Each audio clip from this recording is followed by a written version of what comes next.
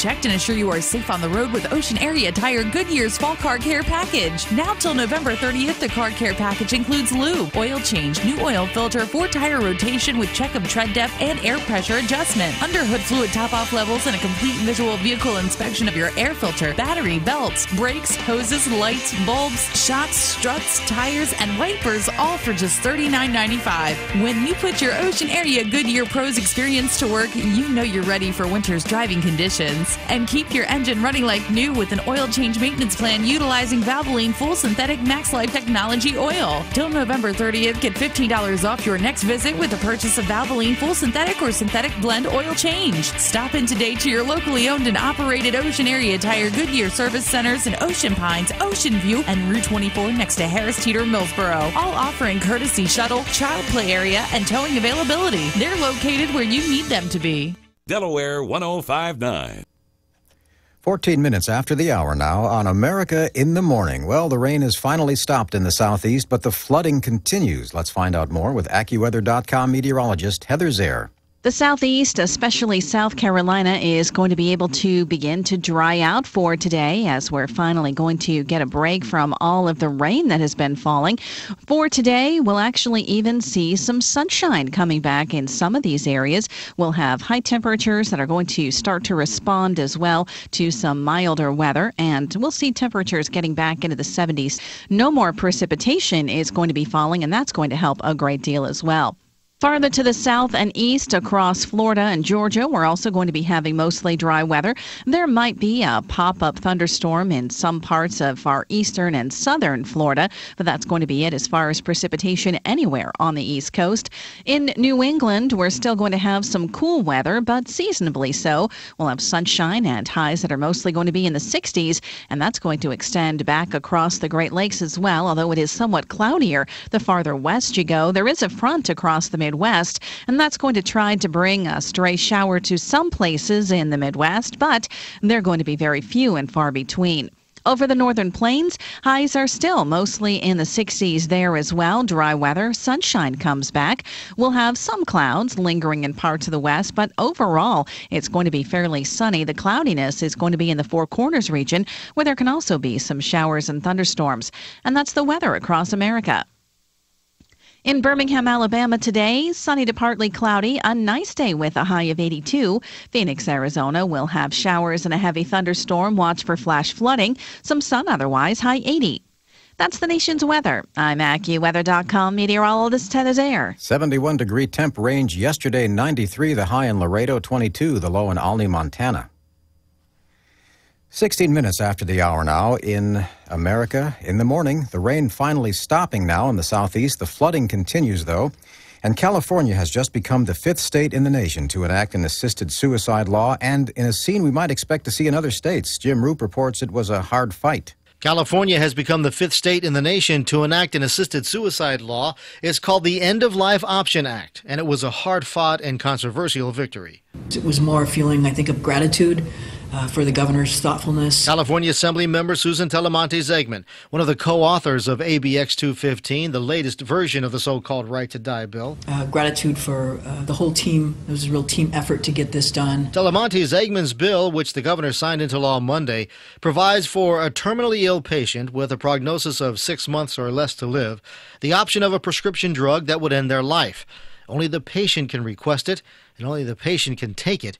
It must be self-administered, one of the several safeguards, says Senator Bill Monning, that protects against abuse of the elderly and disabled. The strength of this legislation is the empowerment of an individual in consultation with 2 separate physicians, and if necessary, psychiatric consultation for consideration. I think it's a dark day for Californians. Tim Rosales is with Californians Against Assisted Suicide. I think it leaves a bad mark on the Brown legacy for California. Certainly disappointing, but we'll have to kind of look and evaluate things moving forward. Meaning the fight is far from over. Brown, a devout Catholic, in his signing message, said he discussed the issue with a bishop and 2 doctors who he says, quote, take varied, contradictory, and nuanced positions, end quote. He went on to say, quote, in the end, I was left to reflect on what I would want in the face of my own death. I do not know what I would do if I were dying in prolonged and excruciating pain. I am certain, however, that it would be a comfort to be able to consider the options afforded by this bill, and I wouldn't deny that right to others." End quote. That is the thoughtfulness Telemontes Eggman meant from the governor. And a real sense of humility at being a part of what I think is an incredibly piece of legislation that hopefully is going to help improve outcomes for end-of-life care for Californians. The bill will not take effect until 90 days after the current special session of the legislature is done. Jim Roop, Los Angeles. Well, Kim Chancellor has punched the ball free from Detroit wide receiver Calvin Johnson at the Seattle 1 with just under 2 minutes left to secure the Seahawks' second straight win since an 0-2 start, 13-10 over the Lions in Seattle. Dan Campbell has been named the interim head coach of the Miami Dolphins following the dismissal of Joe Philbin yesterday. St. Louis Cardinals catcher Yadira Molina will try to play in the National League Division Series while wearing a splint to protect his injured left thumb. Molina hasn't played since suffering a partially torn ligament on September 20th as he was making a tag at the plate. And of course, you know, skipper Matt Williams and his coaching staff have been dismissed by the Washington Nationals after 2 seasons, 1 year after he was named National League Manager of the Year. 19.5 minutes after the hour now on America in the Morning. Still to come, we'll find out which brand names are the most valuable around the world. Back after these messages.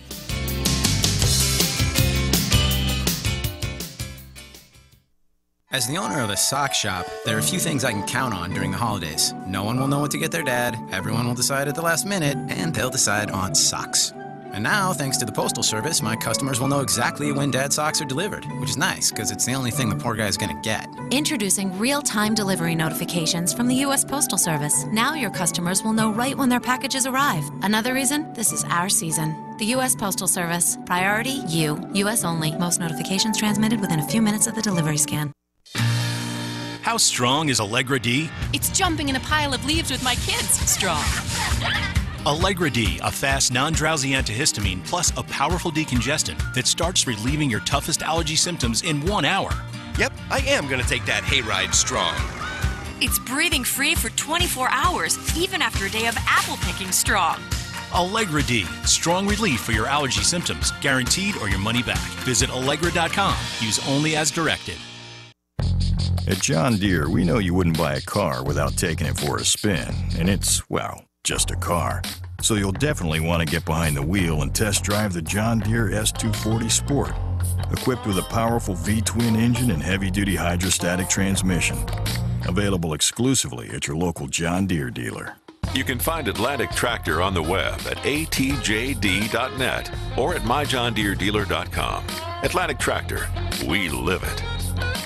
Geico applauds your inner park ranger. Mother Nature appreciates the part of you that knows the difference between the red-bellied and the three-toed woodpecker. Geico also has specialized agents who admire your gusto for the great outdoors. Agents who help with more than just car insurance. These Geico agents can insure the RV that will take you and the whole family cross-country. The RV that makes National Forest synonymous with happy place. So what are you waiting for? 180 types of woodpeckers are ready to be identified. Geico for your RV. See how much you could save. 22 minutes past the hour now, and time to check in on business. Here's CNBC's Tom Busby. Well, good morning, Michael. The markets try to rally for a third day straight today. There's just one report on the economy this morning that could help traders. It's a U.S. trade balance with the world, and it's expected to get a little bit wider during August, with the strong U.S. dollar making American-made goods a bit too pricey for overseas consumers. Look for shares of DuPont to rise today. That's after the announcement last night its CEO is stepping down and the company will speed up some cost-cutting plans. Earnings today from two big names. Before the bell, we hear from PepsiCo. Profits there should be lower on a stronger U.S. dollar and a continued slowdown in U.S. soda sales. After the bell, we hear from Yum Brands, the owner of KFC, Pizza Hut, and Taco Bell. And with sales in China on the rise, earnings should be higher despite that strong dollar. Microsoft expected to release a new Surface Pro tablet, a new Lumia smartphone, and even a new wearable device today.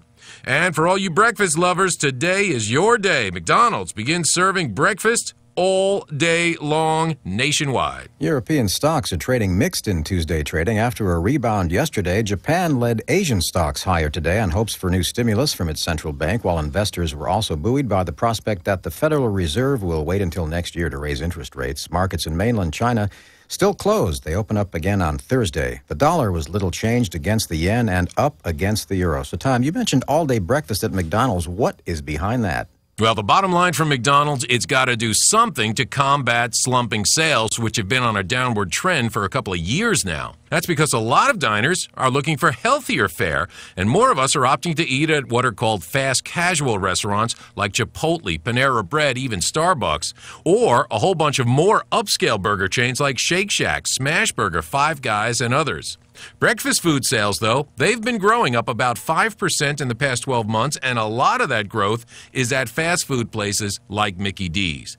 Now, the menu items start today, but they will be a little limited, and they'll vary from store to store, depending on regional tastes. Thanks, Tom Busby. Exactly 24 past the hour on America in the Morning. McDonald's is a famous name around the world. John Stolness now with a list of the most valuable brand names. Not surprisingly, Apple tops the list. Their brand is worth more than $170 billion, according to the brand consultancy firm Interbrand.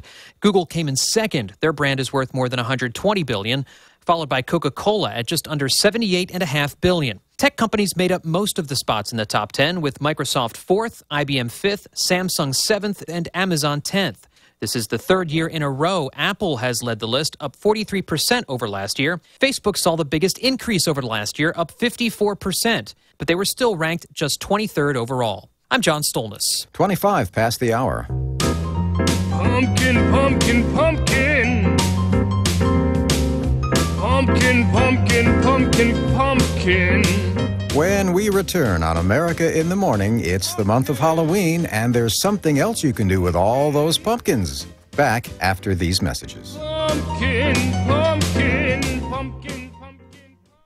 I spend my days helping others. It's rewarding, just not always financially. So I got TIAA CREF. They were founded to help people like me meet our financial goals. They've got so many industry accolades, it's unreal. I like taking care of people. Sometimes that even includes myself. Intelligent investing for the long term. Just what you'd expect from a company that's created to serve and built to perform. Visit TIAA.org. TIAA CREF Individual and Institutional Services, LLC. This testimonial is an act of betrayal. Investing involves risk. Individual results will vary. Geico presents Kathy, the Candid Realtor. Okay, and right around here is the kitchen. Gas range, granite countertops, all those gadgets you registered for will look great up here until that toaster overheats and takes out everything in a 2-foot radius. It's hard to know all that comes with renting a home or apartment. That's why the Geico Insurance Agency makes getting covered for personal property loss and damage quick and easy. Visit geico.com and see how affordable renter's insurance can be.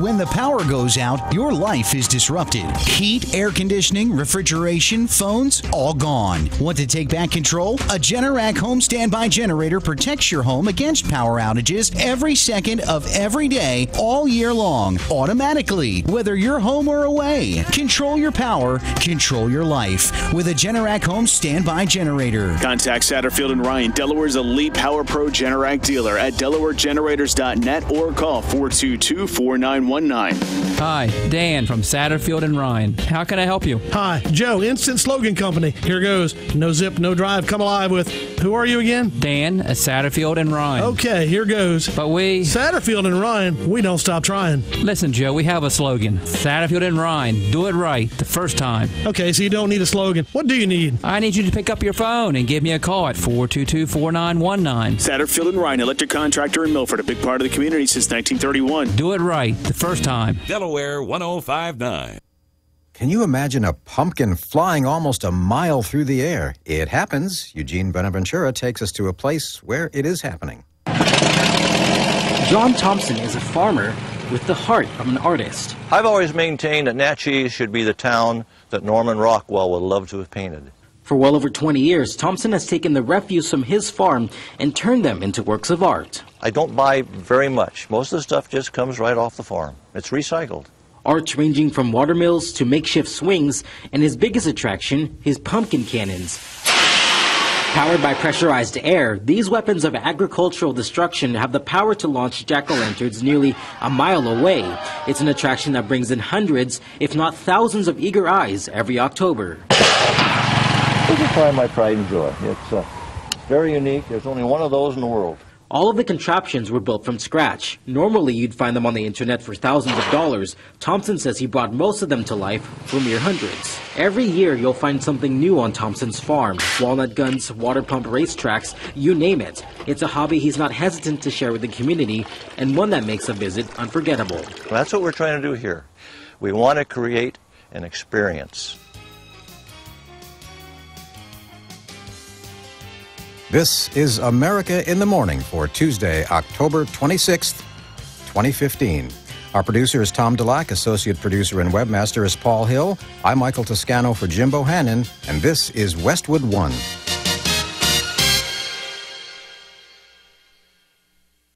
It is no secret that being involved in the things you love is what makes life worth living. Having your dignity and independence is an important part of this. For over 40 years, CHEER has been caring for the aging population in Sussex County. CHEER Home Health Care is directed by registered nurses and administered by certified nursing assistants. CHEER Home Health Care services include personal care, housekeeping, companionship, 24/7 care, and respite care, all in the comfort of your own home. Call CHEER at 302-856-5187 or visit online at cheerde.com.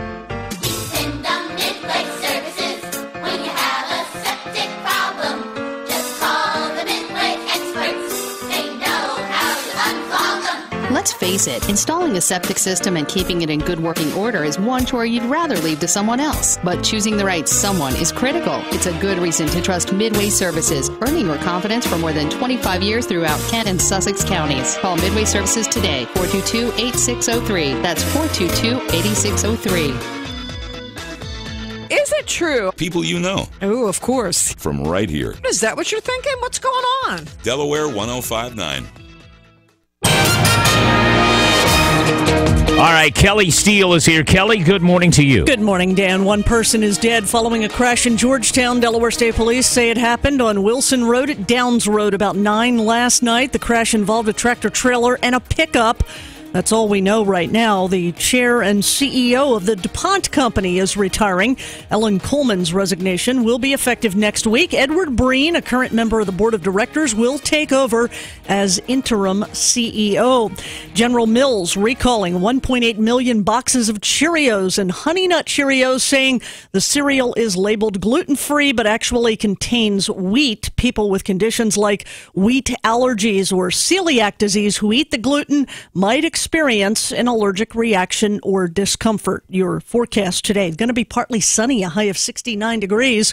CBS News covers the nation and the world next. Delaware 105.9 News Time, 5:31. CBS News update. In some areas of South Carolina, the water is still rising, and for those affected by the floods, it's still a challenge. I'm Jim Crisul in Florence, South Carolina. With the water supply for more than 300,000 people in the Columbia area compromised, administrators at the University of South Carolina have brought in bottled water and portable restrooms for some 31,000 students. Drinking water is unavailable in several South Carolina cities and towns because of the historic flooding. About 40,000 residents don't have clean water to drink. Hundreds of people have been forced from their homes. Yukli Ndeli is in Columbia, South Carolina. Everything I got is gone. We are standing here.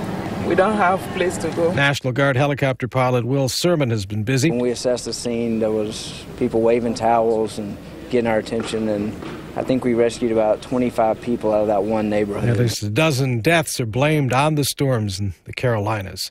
CBS News Update, I'm Dave Barrett.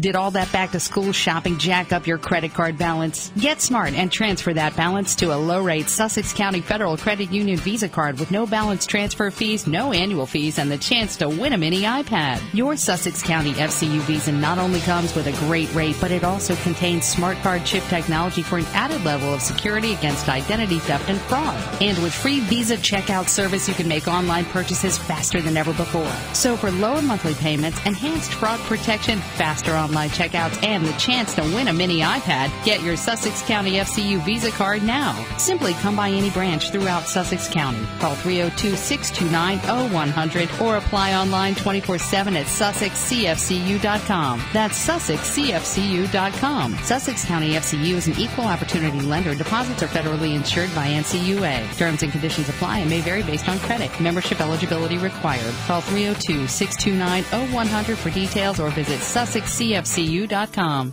Are you looking to buy a new mattress and want to know you're getting the best deal at a store that will stand behind their product?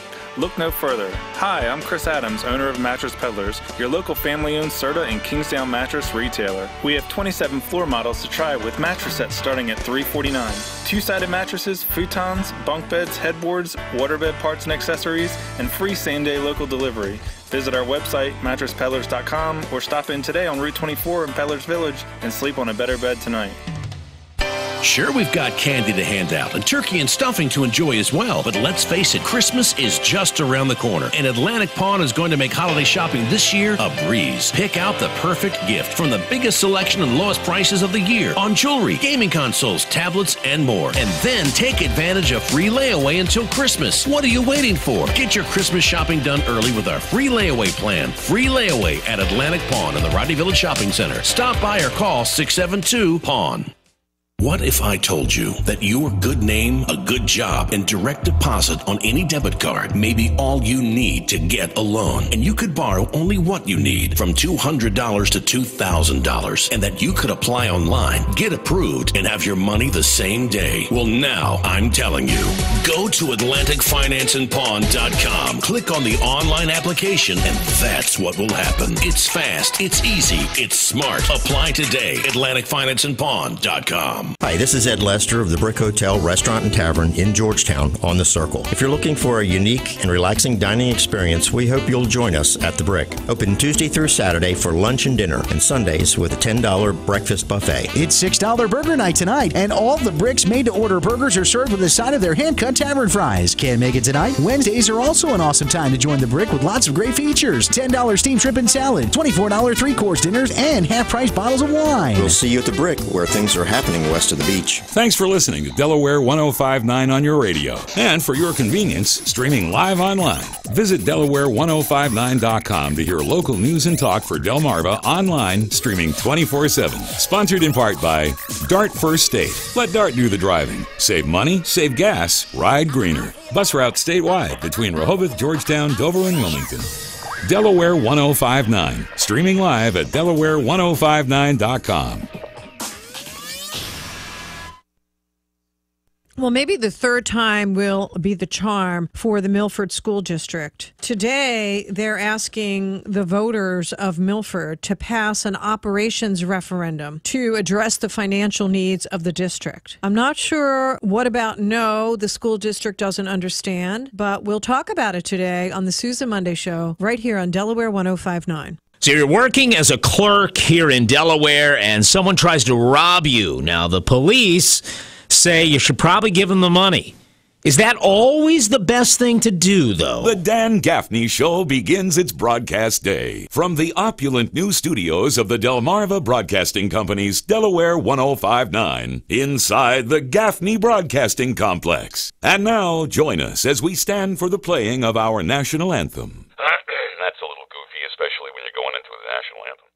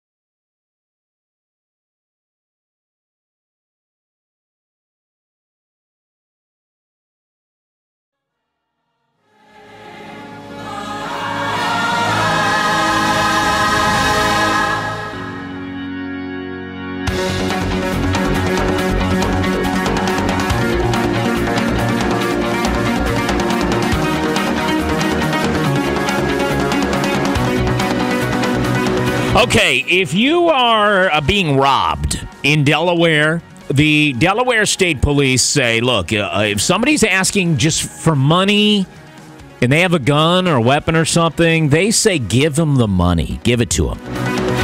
And that is not what a clerk in Ellendale at the Exxon did Sunday night. But yet the police say don't do that. And don't do this, okay? Let me tell you what happened. Sunday night, they say somebody went into the Exxon in Ellendale. There's a little store there. It's across the street from Royal Farms in Ellendale on the highway. Somebody went in there, and they say that someone confronted the 18-year-old male clerk with a handgun. Handgun. Give me the money from the register, says the robber. Well, let's stop right here.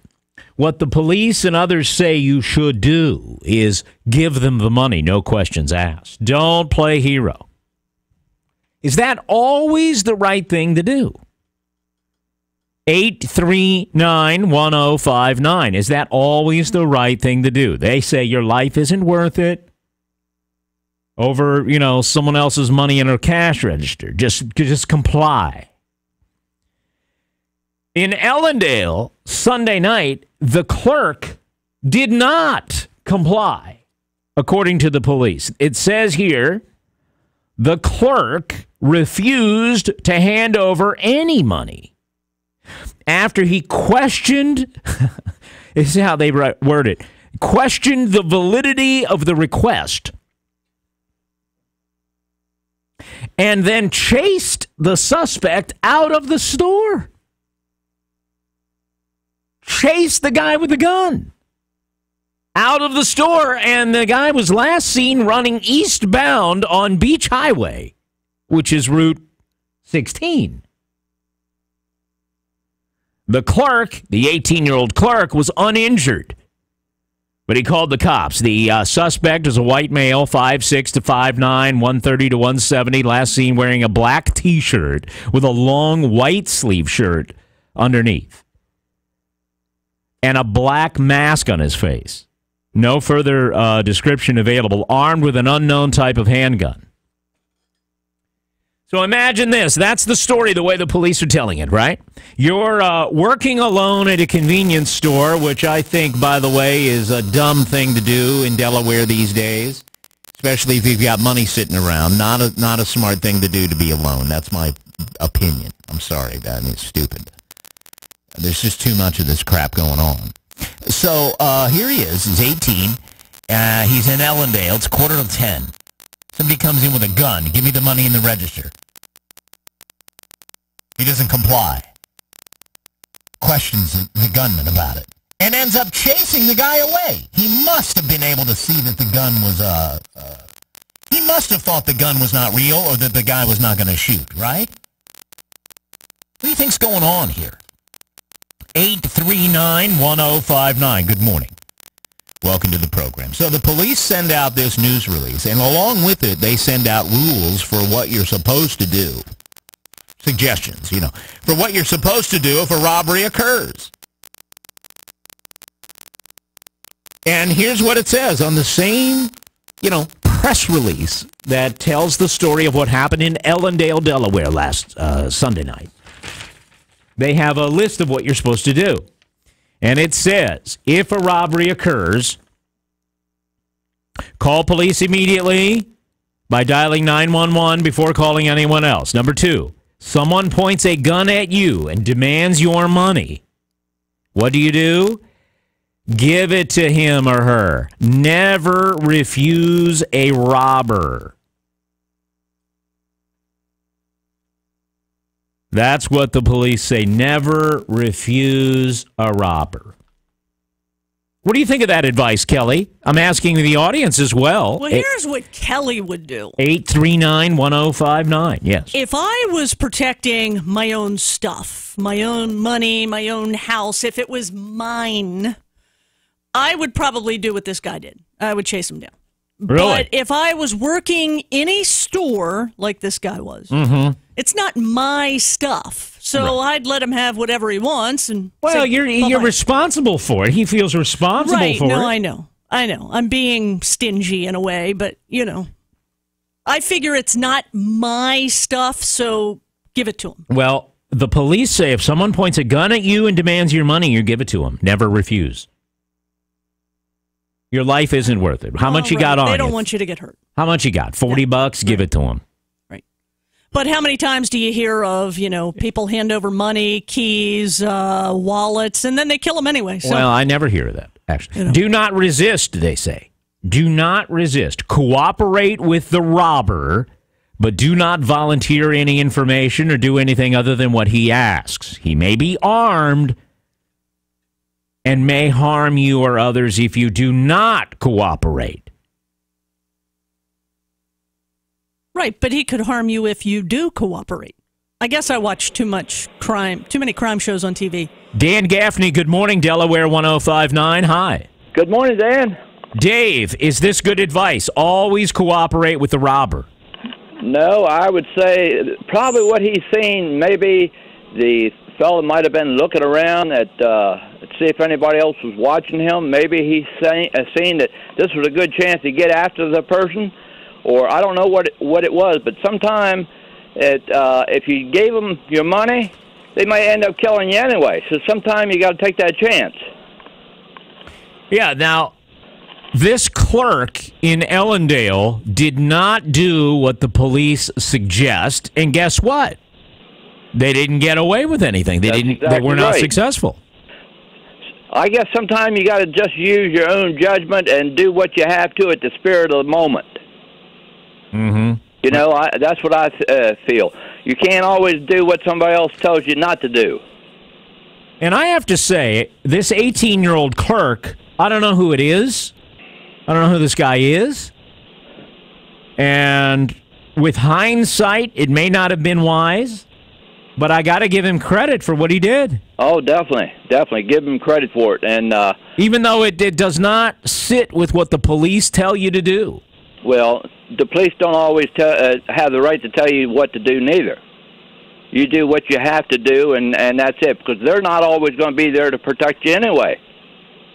Yeah. That's right. Afterwards, but they'd rather arrive at a robbery of a cash register than a shooting. Okay, right. That's their point. Yes, I understand that. Yeah. So, Dave, thanks for the call. 839-1059. I'd like to get you awake this morning. I'd like to get you calling in about this topic because this is a real life situation that happened right here in Sussex County, Delaware, in Ellendale on Sunday night. Guy comes into the Exxon with a gun, points it at the clerk. Clerk questions the validity of what's going on. Are you serious? I'm not giving you anything. You can't be.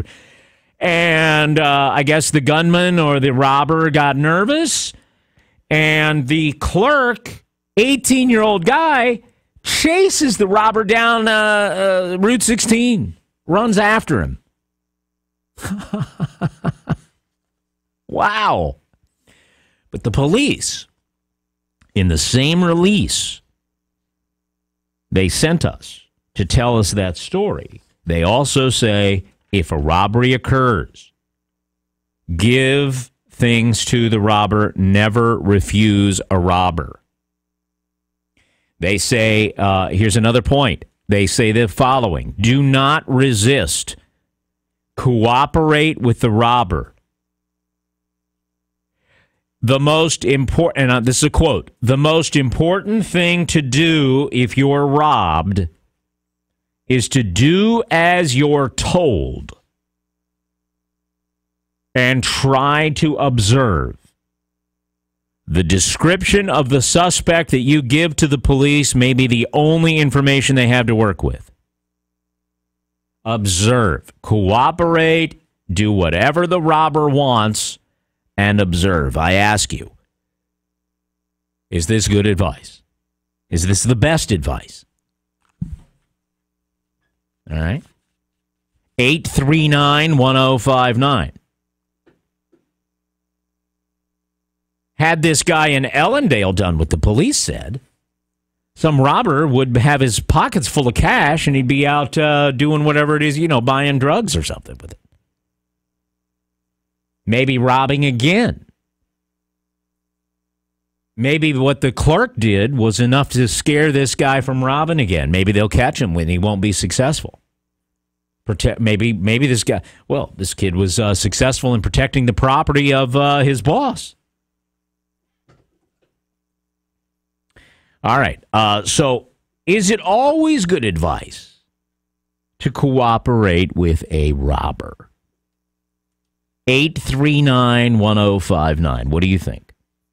Now listen. We figure talk radio means you get to talk too. Yeah, me too. With people you know from right here. I want to hear your thoughts. Delaware 105.9. The complete forecast. Beautiful morning, by the way, throughout Delaware. The stars are out. It's gorgeous. Here's your complete forecast. Steve Williams, good morning. A coastal flood advisory is in effect for this morning. It'll be partly sunny for today, high 69. Partly cloudy tonight and a low at 55. Sunny to partly cloudy, nice day tomorrow, high 72. And then for tomorrow night, partly cloudy, low 58. Sunshine on Thursday with a high 70. And then Thursday night, it'll be partly cloudy with a low at 61. I'm Steve Williams in the Delaware 105.9 Weather Center. It is 50 degrees and clear sky in Lewis, 57 on the boardwalk in Rehoboth. Check out this temperature. Georgetown on the Circle, 47. I haven't uttered the 40 in a while. 47 in Georgetown. Milford also 47 degrees. Delaware 105.9. The comments, views, and opinions expressed on the air at Delaware 105.9 are those of the hosts, callers, and guests, and not those of staff, management, or advertisers at Delmarva Broadcasting Company. If you're putting on your glasses this morning and you're saying, man, these old things are all bent out of shape, and man, they're old, and man, they're scratched up or broken, and whatever, it's time for new frames. May I suggest Halpern Eye? Just go to Halpern Eye. There's one near you, Seaford, Route 26 Ocean View, the new Georgetown location, Milford location, 2 in Dover, upstate 2. They're going to help you out. Halpern Eye has been around since 1946 in our area, and the third generation of Halpern's running the operation. They do a wonderful job. Nobody does a better eye exam in the area. Nobody has a better selection of designer frames than Halpern. And this month, till the end of this month, 30% off your frames and lenses. That's 30% off a complete pair. Pick out the frames you want. Get the lenses you want. Get the coatings, the scratch resistant, all the polycarbonate stuff, whatever you want. And it's 30% off the complete package. 30% off. That's at Halpern Eye. You can make an appointment online. HALPERNI.com. EYE. HalpernEye.com. I use them. Won't you try them? Join us this Saturday for the Delmarva Potting Shed. I am Valerie Cordry, one of the hosts. Every Saturday from 9 to 11, Jake Smith and I will be broadcasting live from East Coast Garden Center. Be a part of our lively discussions about plants, landscaping, garden design, and all that's new and exciting. We'll sprinkle in some gardening guests to excite your interest and keep you up to date on the many interesting gardening happenings. And the Delmarva Potting Shed brought to you by Lawns Unlimited, the exclusive mist-away dealer on Delmarva, installing misting and spraying systems to control insects for residential and commercial lawns. Call 645-5296 today or visit lawnsunlimited.com to get started. Also brought to you by Stokely Materials, providing high-quality pavers, retaining walls, decorative stones, sand, soil, and mulch with 2 locations, Route 113 in Georgetown and Route 9 in Lewis. Don't miss the Delmarva Potting Shed this Saturday from 9 to 11 here on Delaware 105.9.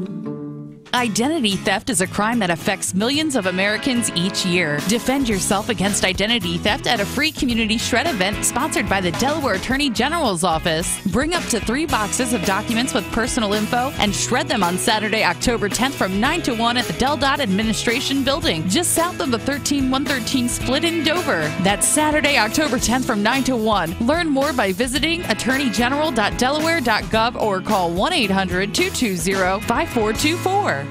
This is Sheila Setter of Brighton Homes. We have a new 3-bedroom, 2-bath stick-built home ready for you to move into now with granite, hardwood floors, screen porch, and more at the price you want in the Villages of 5 Points on Savannah Road. And we will pay up to $15,000 in closing costs. Visit us at our furnished model open daily or call me at 703-6633 for your tour today. Brighton Homes is an equal housing opportunity builder. Prices and incentives are subject to change without notice. Hi, this is Brent from the Cottage Cafe in Bethany Beach, and tonight is Tuesday, and that means our famous fried chicken special, 4 pieces for only $10.99. Or how about a half a rack of ribs for only $12.99? Tuesday is pub party trivia tonight, starting at 6 o'clock. Bring your friends or bring yourself. Come to the Cottage Cafe tonight for fried chicken, ribs, and trivia. Online at cottagecafe.com. Why would you put up with a heating and cooling system that cycles on and off when you can have quiet, true comfort, variable speed by Train? It runs at low speeds with continuous little adjustments to keep your home comfortable and quiet. It's always been hard to stop a train. Now, it's hard to hear one. Okay, it's hot. Your air conditioning is broken and you need it fixed now. I'm Dave Jones from Atlantic Refrigeration and Air Conditioning, your independent Train dealer. We can get your existing system to cool you fast with one of our top technicians or install a new high-efficiency Train system for you if needed. We have a huge inventory and can get your system installed in hours, not days. So, no matter what your needs are, we can keep you cool. Call your independent Train dealer today, Atlantic Refrigeration and Air Conditioning, 856-9300, 856-9300, or find us on the web at atlanticrefrigeration.com. It's hard to stop a train. In the pursuit of greatness, you're out there searching for ways to put more bushels in the bin at harvest, and the team at DuPont Pioneer is with you. When you're testing new technologies, trying new agronomic practices, and doing whatever else it takes, we're with you. And when you're thinking about how you'll continue to be a good steward of the land for the next generation to follow, we're there too. Pioneer, with you from the word go. When DuPont Pioneer says we're with you from the word go, what's that mean? It means we're putting together the total package that totals up at harvest. Well, we start with high-performance trait packages. Pioneer brand corn products combine world-class genetics with advanced seed treatments and tested and trusted traits to bring you elite performance. Our hybrids are bred to yield. Bring in the agronomic insights and unmatched service and support from your local team, and you'll get results that add up in your fields. We help put the right products on each acre. Pioneer, with you from the word go. Remember Jared Morris today at 3 on Delaware 105.9.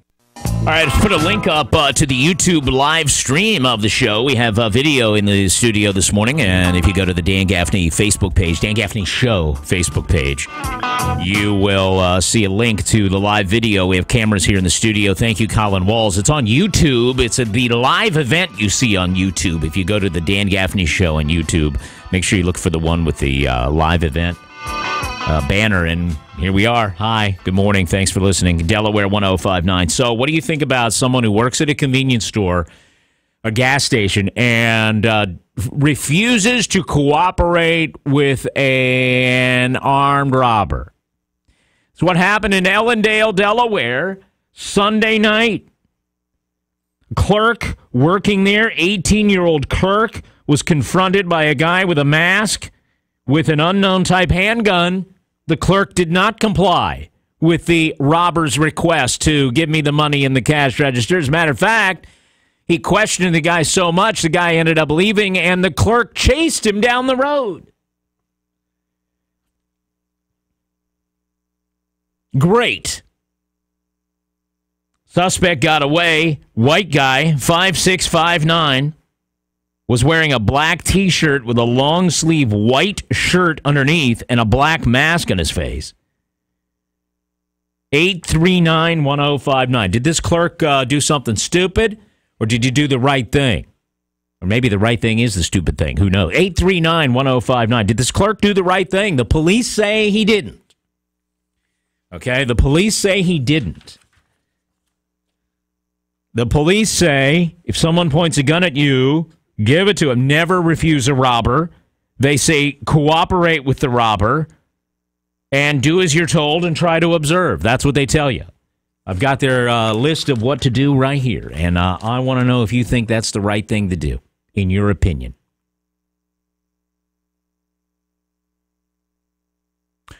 Also, what do you think of these stores? In this climate here where we have one person working. That's another thing they tell you. If you're the only person in the store, have a radio on, talk radio or something on in the background. So they think maybe there's somebody else there. Put talk radio on in the back room. You know. Coming up this morning, your calls on this topic, 839-1059. Also, fast food and burgers in the news. Not only is today the day that McDonald's breakfast starts all day, but Jake's Wayback Burgers announced they're going for an IPO. They're expanding so much, they're going to go public. Milford School District referendum today. We're going to talk about it right here this morning as well. So stick around. Local news first on Delaware 105.9.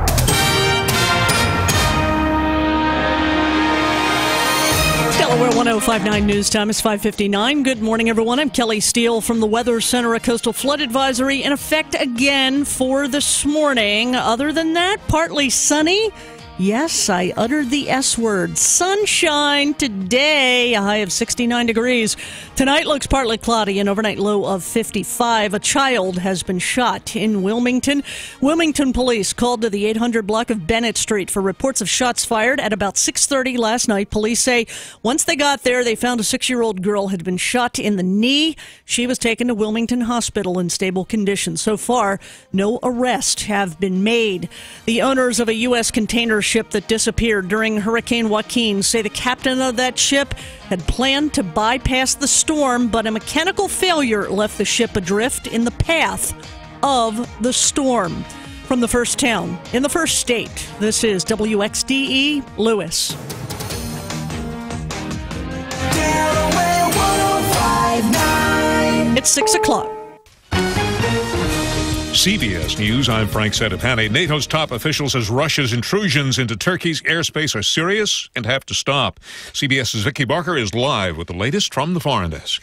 NATO Secretary General Jens Stoltenberg rejecting Moscow's claim the 2 incursions were accidental, and he says he's seeing signs of a substantial Russian buildup around Syria. Ground troops in connection with the airbase they have, and we also see increased naval presence of Russian ships. But Russia's TASS agency claims NATO is exploiting the incident for propaganda purposes, and we're getting reports that Russian planes have just hit the ISIS-held city of Palmyra. Frank?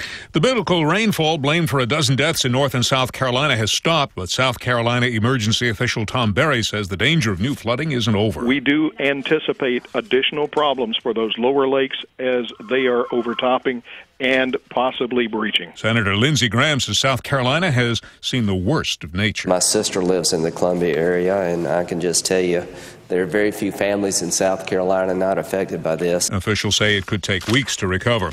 Governor Jerry Brown has signed a law making California the 5th state to allow doctors to prescribe life-ending drugs for terminally ill patients.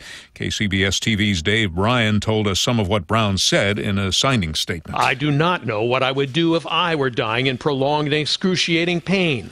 I am certain, however, that it would be a comfort to be able to consider the options afforded by this bill, and I wouldn't deny that right to others. Critics say the law will put terminally ill patients at risk for coerced death. In Stockholm, Sweden, a short time ago, the Royal Swedish Academy of Sciences has decided to award the 2015 Nobel Prize in Physics to Takaaki Kajita and Arthur B. MacDonald. Kajita is Japanese, MacDonald is a Canadian. Their work involved subatomic particles called neutrinos. DraftKings and FanDuel, the biggest names in the booming sports fantasy industry, are defending the integrity of their games. But sports gaming lawyer Daniel Wallach says reports that a DraftKings manager won $350,000 on FanDuel could be a big problem. It has the potential for shaking the industry at its foundation, and at the very least, it will lead to regulation. This is not an industry entity that can regulate itself. An American Airlines jet en route from Phoenix to Boston had to make an unscheduled landing. CBS's Chris Van Cleve tells us why. The plane diverted to Syracuse after the first officer declared an emergency, saying that the captain had become incapacitated. When paramedics got on the plane, they pronounced him dead in the cockpit. The Trump Hotel collection says hackers had access to its front desk and restaurant and gift shop computer systems for more than a year. The hackers may have stolen customer credit and debit card numbers. S&P futures are down 5 points. This is CBS News. In big data, there's big opportunity. But how do you use it to get more from your workforce? With Kronos, mine mountains of information into digestible bits of insight. Understand the hidden causes and costs of employee overtime, absenteeism, and low productivity. Get real-time analysis and make fact-based decisions while they can still impact your success. Learn more about workforce analytics at Kronos.com. Kronos, workforce innovation that works. I'm terrible with money. Apparently, a PhD in physics won't help me predict the trajectory of my own retirement. So I work with TIAA-CREF. You get quality, personalized advice no matter what your balance is. For me, they make investing as easy as Newtonian physics. Advice for everyone. One more way TIAA-CREF is created to serve and built to perform. Visit TIAA.org. TIAA-CREF Individual and Institutional Services, LLC. This testimonial is an actor portrayal. Advice is subject to institutional plan rules. Investing involves risk. Individual results will vary. Delaware 105.9 news time is 6:04. Good morning. One person is dead following a crash in Georgetown. Delaware State Police tell me it happened on Wilson Road at Downs Road at 9 o'clock last night. The crash involved a tractor trailer and a pickup truck. One person pronounced dead at the scene. Another was taken to Bay Health Milford Memorial Hospital with undetermined injuries. DSP expect to release more details about that crash later on today. The chair and CEO of the DuPont company is retiring. Ellen Coleman's resignation will be effective next week. In fact, Edward Breen, a current member of the board of directors, will take over as interim CEO. Now, in her 27 years with the company, Coleman is credited with helping the company through the recession. She's also persevered through an attempted board takeover by Nelson Peltz's hedge fund, Trian Management. Her retirement comes after DuPont spun off its chemical sector to a separate company called Chemours, which took over the former DuPont headquarters in downtown Wilmington. Milford School District puts an operating budget proposal up for a voter referendum today. Polling places are Milford High School, Banneker Elementary, and Morris Early Childhood Center. Voting hours are from 10 this morning until 8 o'clock tonight. District officials say they're looking to address a current budget deficit and to offset state funding reductions. If the proposal is approved, the Milford School District says the average home owner would pay an additional school tax of $140 a year. Loyal Wawa customers, listen up. There's a new way to save some money when you're fueling up. Gas prices may be going down, but who doesn't like to save a few bucks anyway? You can do just that by getting a Wawa store credit card. Enjoy 2 months worth of 25 cents off per gallon discount, up to 100 gallons of gasoline per month. That's Brian Schaller, the vice president of fuel at Wawa, who says after the promotional period, you'll still save 5 cents a gallon every time you fill up. And he says don't expect the deal to lead to an increase in prices at the pump either. We rate ourselves and measure ourselves each day on that street retail price before the discount. And we look at this card as really an add-on for our most loyal customers. And you can use that credit card inside the store, too, whether you buy a pack of gum or a shorty. Delaware 105.9 news time is 6:06. Time for Schofield on sports. On the high school scoreboard in football, Shaheem Holden scored 3 touchdowns to lead Laurel past Delmar 38-28 in the team's Henlopen South opener, which was heard right here on Delaware 105.9. Kayvon Trader scored a pair of touchdowns for Delmar, who falls to 0-4. In a Henlopen North contest, Sussex Tech beat Sussex Central 19-7. The Ravens remain unbeaten at 4-0, while Central dropped their 3rd straight. Sussex Tech also announced that Friday's home game against Caesar Rodney has been moved to Saturday at noon. In boys soccer, Michael Barr's overtime goal gave Sussex Tech a 5-4 win over previously unbeaten Cape Henlopen. The Vikings fall to 7-1. In college football, the 5th-ranked Wesley Wolverines cruised past winless Southern Virginia 59-7. Joe Callahan threw for 278 yards and 6 touchdowns in the win. And on Monday Night Football, Seattle improves to 2-2, holding off Detroit, who's now 0-4. 13-10 was the final. That's Schofield on Sports on Delaware 105.9. And from the Delaware 105.9 Weather Center, a coastal flood advisory in effect for the beaches this morning. Partly sunny, a high of 69. Partly cloudy tonight, an overnight low of 55. Wednesday, sunny to partly cloudy, a high of 72. On Thursday, more sunshine and a high of 70. Out the door temps this morning, it looks warmer inland. It looks warmer, I guess, along the beaches this morning. Because Milford has a temperature right now of 47 degrees. 48 in Bridgeville? Really? Yes. 60 degrees, meantime, on the beach in Fenwick Island. I'm Kelly Steele in the Delaware 105.9 newsroom. More of the Dan Gaffney Show coming up on Delaware 105.9. I love Wawa as much as the next guy, but I would not advise getting a Wawa credit card, please. Why? Bad idea. Well, give me a reason.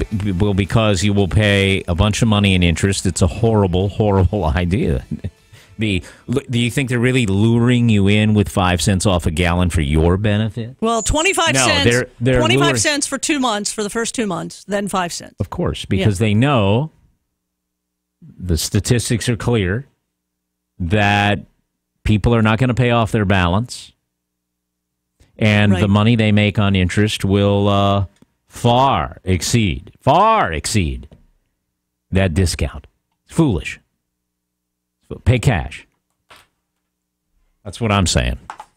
All right. I mean, and I'm not saying that as an anti that particular establishment. I mean, I like them, But you don't want to be buying a shorty on credit. It's stupid.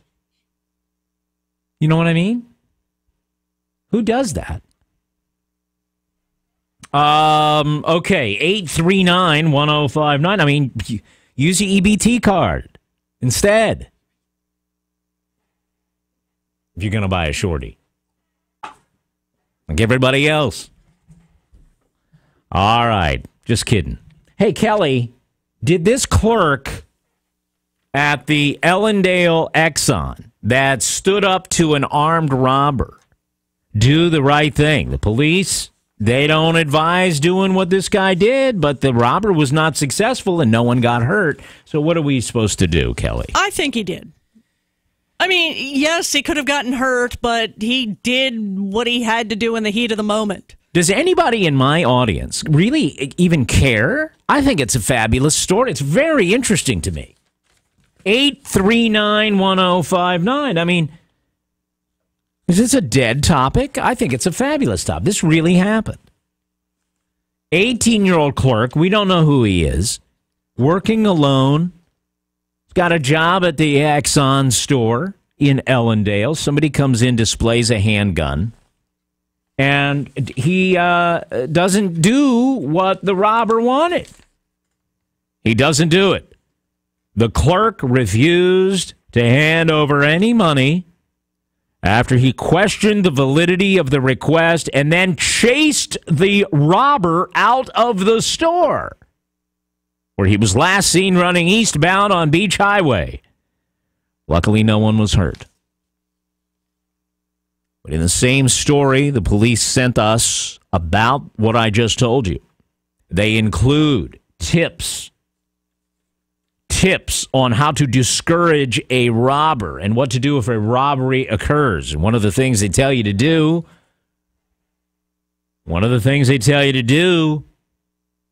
is never refuse a robber. It says it right here in Delaware State Police own writing.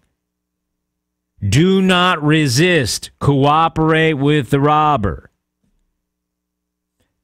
Do as you're told when robbed. All right, so is that always the best advice? We have really a conflicting story. We have a story of a robber that was not successful, and then on the other hand, we have the police saying, listen, don't do what this clerk did in Ellendale. Cooperate. Okay, good morning, Lewis from Ellendale. Hello there. Hello. Hi. He absolutely did not do the right thing. He's got to be an idiot. I would offer him a bag of chips, cigarettes, whatever you want. Just, take what you want and get out of here. You're calling the clerk who foiled a robber and tried to chase the robber down an idiot. You're calling him an idiot. Mm-hmm. Why? Absolute idiot.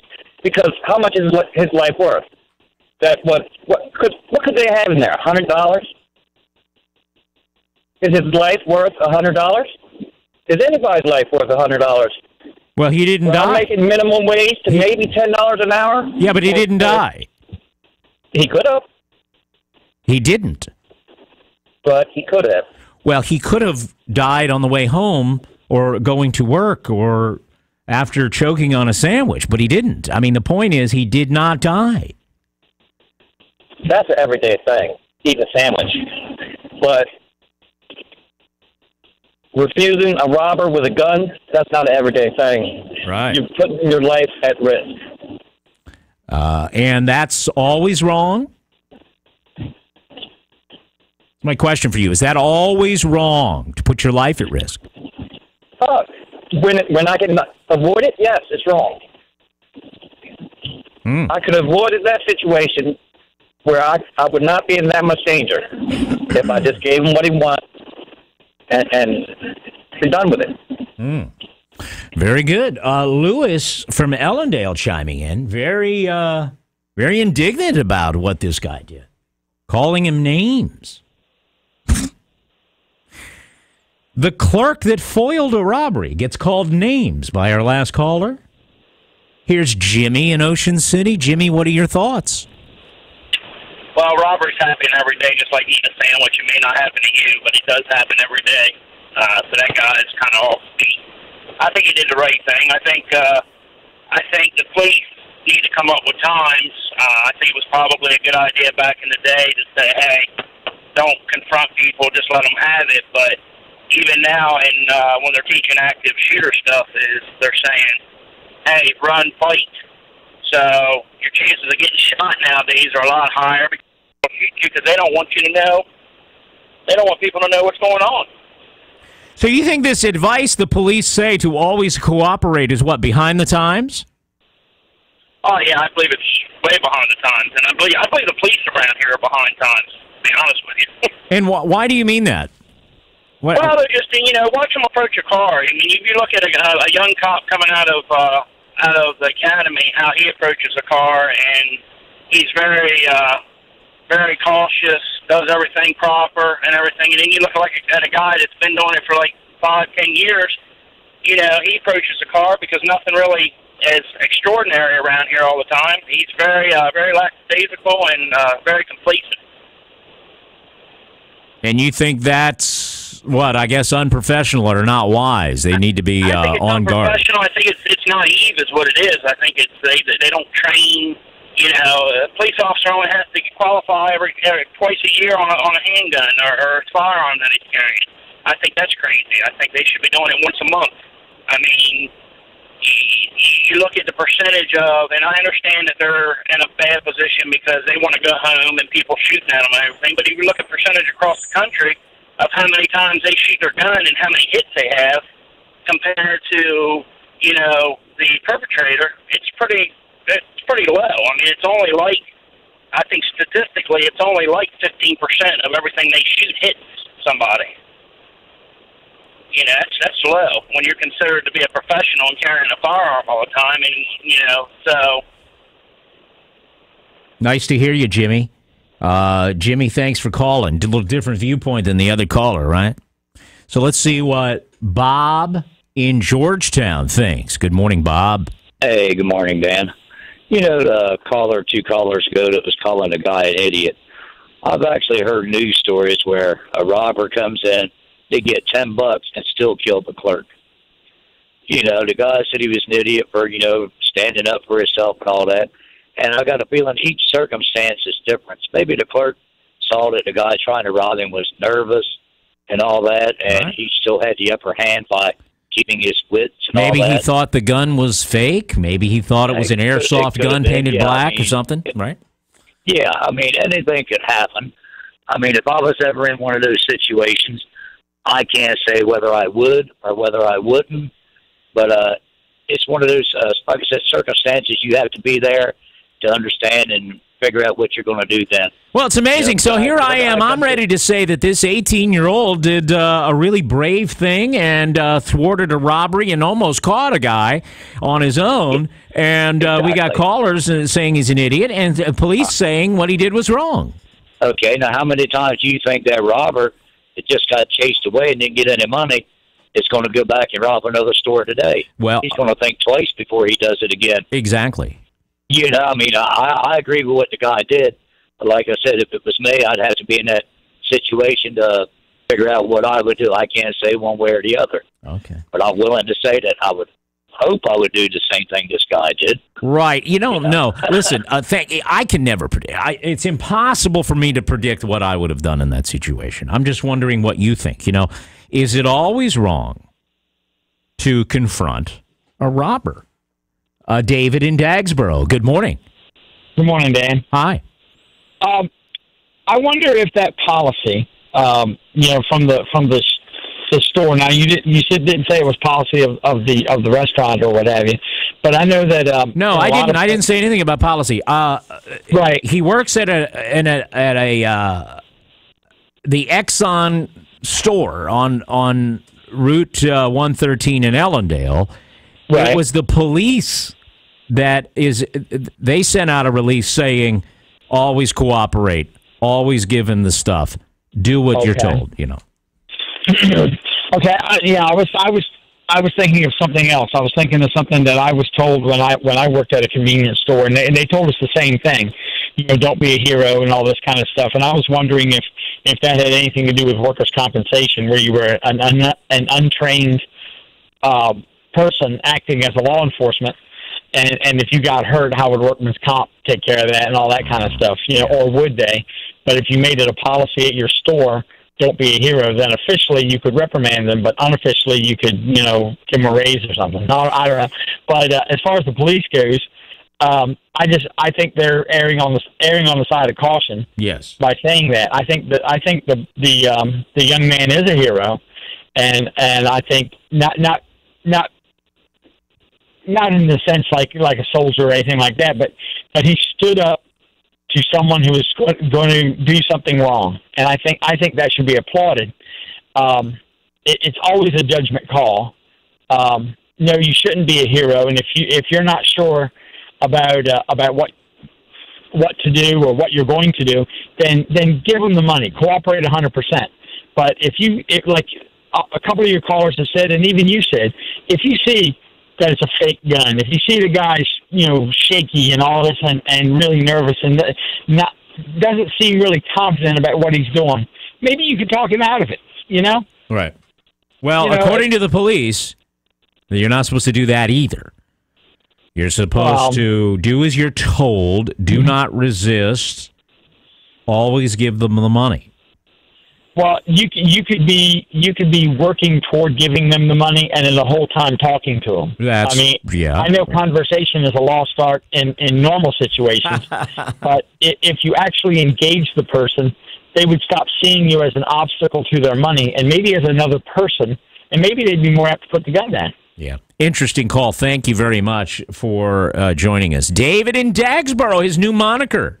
Moving into his new place. David of Dagsboro, good to have you here. Aaron, you're up next. Hold on. We'll talk to Aaron. He's calling us on the road, talking about that robbery in Ellendale and the police advice to cooperate with the robber. 839-1059. Want to know what you think, how you feel. Let's go to Traffic Watch. Robin Bryson. Dan, we're off to a pretty good start this morning. Major routes, anyway, are in good shape through both Kent and Sussex counties with dry roads and light activity all the way around. Now, along the coastal areas, you're still going to find some flooding issues. We'll start to run those down when we get to the updated list this morning, but I can guarantee you there's still some spots that the water has not receded. There are going to be other spots where you'll find road closed signs and the water has receded, but still, good idea if you see road closed signs, do obey them, because you never can be 100% sure. Just because in one spot it looks like the water's receded, maybe it hasn't totally, all the way around. So again, when you see road closed signs, obey them, detour signs as well. Yeah. I'm Robin Bryson with Traffic Watch on Delaware 105.9. Very good. Let's go to the weather forecast. Meteorologist Steve Williams. Speaking of receding, hairline and everything. Oh, Steve, good morning. A coastal flood advisory is in effect for this morning. It'll be partly sunny for today, high 69. Partly cloudy tonight and a low at 55. Sunny to partly cloudy, nice day tomorrow, high 72. And then for tomorrow night, partly cloudy, low 58. Sunshine on Thursday with a high 70. And then Thursday night, it'll be partly cloudy with a low at 61. I'm Steve Williams in the Delaware 105.9 Weather Center. Okay. Let's see. 47 on the Circle in Georgetown. 50 degrees in Lewis. Aaron on the road. You are on the air at Delaware 105.9. Good morning, Dan. Good morning. I was in a situation like that once. I was working for a store that sold crystal and flatware and all that. I was the warehouse guy. And an individual snatched a lady's purse and proceeded to run out of the store. And I proceeded to grab a face. I was going to face the person down and bash him over the head with it. Yeah. But the man stopped me. Who did? The manager stopped me and said, it's against company policy to do stuff like that if we are robbed. Because, and I got threatened with, losing my job and all this other stuff. So, being as that I was kind of putting myself through college at the time and I needed the job, I didn't chase the individual out. Subsequently, didn't crack the skull open. But, too bad. Yeah, I don't know. But I agree that 18-year-old gentleman is heroic and all that. But some situations like that, even company policy will be working against you. Even if you do something heroic that, you saved the store and all that, they'll look down upon you and be like, oh, that was the bad thing to do. You should have just gave them the money. Okay, well. Right, well, we're hearing it today. We're hearing it from the police, and we're also hearing it from some callers saying, look, it was a stupid thing to do. Yeah, well, you got to gauge the situation as those come up. And obviously that guy seems that this guy probably isn't going to shoot me, so I'm just going to chase him out of here. So. Right, here's the part that gets me. Displaying a gun, I can maybe sympathize with what the police are saying, do what they tell you. What about these other situations where there's a robbery and no indication that there's any gun whatsoever? They just hand them a note. They still get all the money. Yeah. Well, that was kind of like my situation. I didn't see a weapon. That's not to say that the guy didn't have something stashed on him, but all I see is a guy running with a purse, and I was going to go smash him. And, right. Strong arm robbery. Chase him down. Absolutely. Yeah, but, again, they told me not to. I'll lose my job. All right. Yeah, I know. Thank you, Aaron. Is it always the right thing to do to let the robber get away with what they want? 839-1059. We're talking about what happened in Ellendale with an 18-year-old clerk on Sunday night of this week.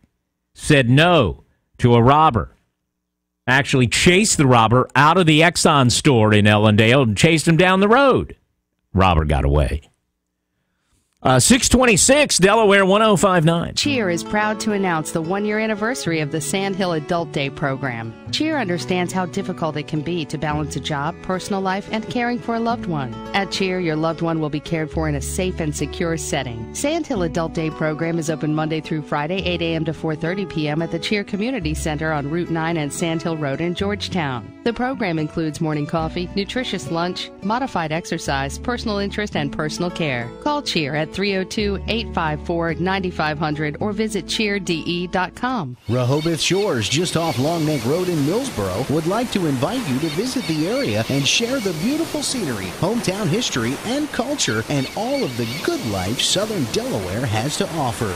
Rehoboth Shores has brand new 3-bedroom, 2-bath homes being delivered. Come see the new floor plans and get pre-approved for your new single-wide home today. Private community building, beach, marina, and boat ramp, some of the area's best crabbing and fishing, pool, picnic, and playground areas, and so much more. Located in the Indian River School District, Rehoboth Shores has mobile home rentals and lots available, and they're located just minutes away from Rehoboth Beach, golfing, outlet shopping, and great dining. Come see the new floor plans and check out your new home today. Rehoboth Shores, setting a new standard in affordable home rentals. Come see why today. Stop by or call 945-1500 or go to RehobothShores.com for more information.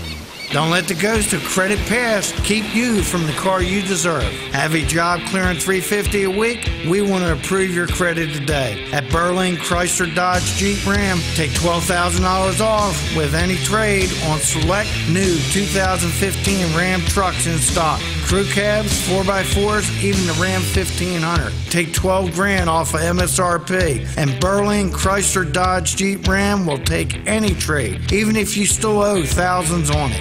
New 2015 Jeep Renegade Sport, just $249 per month lease. We want to approve your credit today. And remember, Jim wants to see you in the coolest small town in America, Berlin, Maryland. Berlin Chrysler Dodge Jeep Ram on Old Ocean City Boulevard, Berlin, Maryland. Qualified buyers. Credit may affect terms. Balance of trade carried over to new loan. Discount based on MSRP of $47,835 with $4,500 factory rebates to dealer and $7,500 dealer discount. Model number DS6H98. Offers not in combination. Spicer Brothers Construction is proud to continue our commitment to the Delmarva community by having our 4th annual Delmarva's Neediest Roof Giveaway. Spicer Brothers wants to help someone who is in dire need of a new roof and has fallen on hard times. Now we're down to 3 finalists and we need your help, Delmarva, to vote for a winner. Go to SpicerBros.com now and click on the Delmarva's Neediest Roof banner to cast your vote. Voting ends November 27th. Someone is going to win a free roof, and it's up to you, Delmarva. For more information, visit SpicerBros.com. Hi, this is Ed Lester of the Brick Hotel, Restaurant and Tavern in Georgetown on the Circle. If you're looking for a unique and relaxing dining experience, we hope you'll join us at the Brick. Open Tuesday through Saturday for lunch and dinner, and Sundays with a $10 breakfast buffet. It's $6 burger night tonight, and all the Brick's made-to-order burgers are served with a side of their hand-cut tavern fries. Can't make it tonight? Wednesdays are also an awesome time to join the Brick with lots of great features. $10 steamed shrimp and salad, $24 three-course dinners, and half-price bottles of wine. We'll see you at the Brick, where things are happening west of the beach. All right, here is your 3-day forecast for Sussex and Kent counties. Partly sunny, high 69 today. Now, temperatures in the 40s in some areas of Sussex County and Kent County this morning. 50 degrees in Lewis, a little warmer on the boardwalk, 57. At Delaware 105.9, let's go to Kelly Steele. This update brought to you by Southern States. Route 14 at Williamsville Road in Milford, Delaware. Kelly, good morning. Good morning, Dan. The Milford School District puts an operating budget proposal up for a voter referendum today. Polling places are at Milford High School, Banneker Elementary, and the Morris Early Childhood Center. Voting starts at 10. It'll take place until 8 o'clock tonight. A convicted sex offender who recently finished a 10-year prison sentence in Maryland for sexually abusing 2 young boys has pleaded guilty to related charges here in Delaware. 51-year-old Jeffrey Tolson pleaded guilty to 1 count of second-degree rape on Monday and was immediately sentenced by a Kent County judge to 10 years in prison. According to court records, Tolson sexually abused the boys at locations in Maryland and Delaware more than a decade ago. Tolson was indicted in Delaware back in April 2006 on 3 counts of first-degree rape and other offenses. CBS News is next at 6:31. Good morning. CBS News update.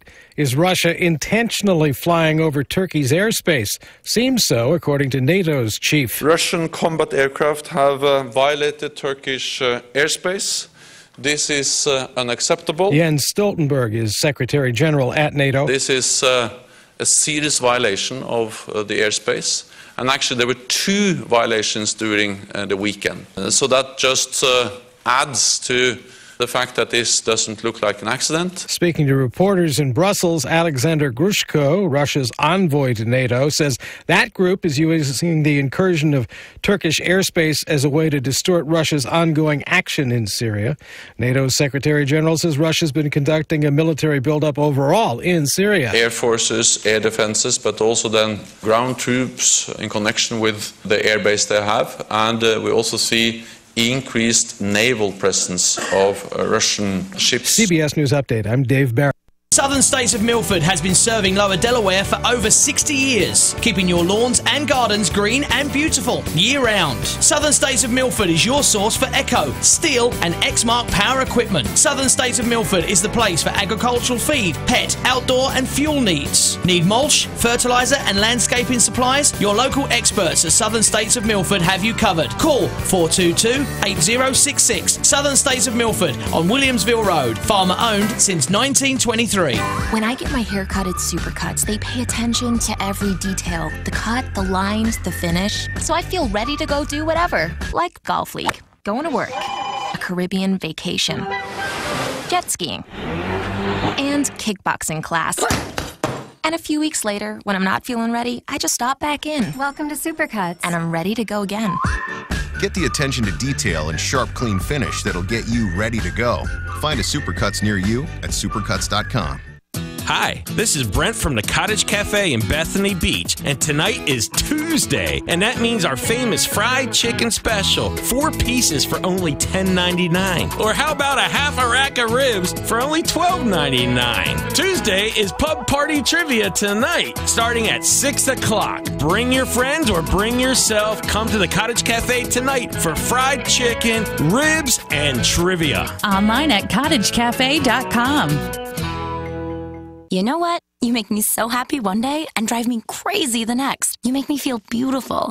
But you're so unpredictable. And sometimes, honestly, I just want to pull you all out. Love your hair one day and hate it the next? Come to Ulta Beauty's Gorgeous Hair Event for free gifts and weekly beauty steals from all your favorite brands like Redken and Matrix. Plus, buy 2 get 1 free on styling and finishing products from over 30 top salon hair care brands. Hurry, the Gorgeous Hair Event ends October 24th. Ulta Beauty, all things beauty, all in one place. It's time now for the Delaware 105.9 Fishing Report with John Butler, heard every morning at this time. Good morning, anglers. Well, we're trying to get things back to normal after the latest nor'easter that seems to be sticking around. Unfortunately, the water is very soupy right now. I was at Massey's Landing this morning, and as you can expect, it's very murky from the storm stirring things up. I would expect those conditions to stick around the next several days. I actually saw a video on social media this weekend of a kid catching some small fish on a flooded street right here in Sussex County. That's pretty impressive. No, there were no sharks swimming around the flooded streets. That's a photoshopped picture making its rounds. Now, the freshwater action could be your best bet if you're looking to do some fishing. Spoke to some freshwater anglers during Saturday morning's Delmarva Angler, which airs right here on Delaware 105.9. They caught their good share of crappie and yellow perch. From personal experience, this should be good conditions for catfish as well, so don't be surprised to see some good-sized ones caught the next couple days. Now, the schoolie and resident striper action is going to be real good, as it always is this time of the year. The big ocean schools are not here yet, still a little too warm for them, but the smaller ones are balling up, ready to join them. They were very active jumping around in the Lewis Canal over the weekend. All right, tight lines, be safe out there. I'm John Butler with the Delaware 105.9 Fishing Report. It's good to have you here Tuesday morning at Delaware 105.9. Don Hattier is here, Beachview Chiropractic. What we're talking about here for a moment. Don, good morning. Good morning, Dan. Lovely day out there, although it's getting a bit chilly. And I've heard your advice on the Wawa credit card this morning. That's a really good thing. Pay cash up front. Get it over with. Do not get stuck with the interest later, okay? In the same way, when you have a health problem, get it done and get it fixed. Waiting, putting it off can create a bigger problem than dealing with it up front. For many people, the conditions they have are the result of long-term changes in the body. Something that happened in your 20s that wasn't much of a problem back then, at age 45 has had a chance to mellow and grow into a bigger problem. Now, fast forward to 50 or 60 plus. It can take time to undo years' worth of changes. It gets more expensive, just like paying off the interest. People who come to a chiropractor expecting quick changes might get lucky and within several visits get 100% relief, but follow-up is needed. For those of you out there who've seen chiropractors for years, you get it. For newcomers, it can be a hard explanation. As Americans, we've all been trained to look at pain only and not understand that conditions develop below the surface. How many folks have known someone who had a heart attack and never had a moment's chest pain prior to falling over dead? Just like you need to manage your credit, you need to manage your health care. One of them is only money. The other is your life and your well-being. So remember, chiropractic is not just about fixing back pain, but also trying to prevent it. If anyone has a question about this, please call the office at 539-7063. Leave a message, because I'll probably be with a patient, but I will call you back, and I'd love to help anybody with their health problems.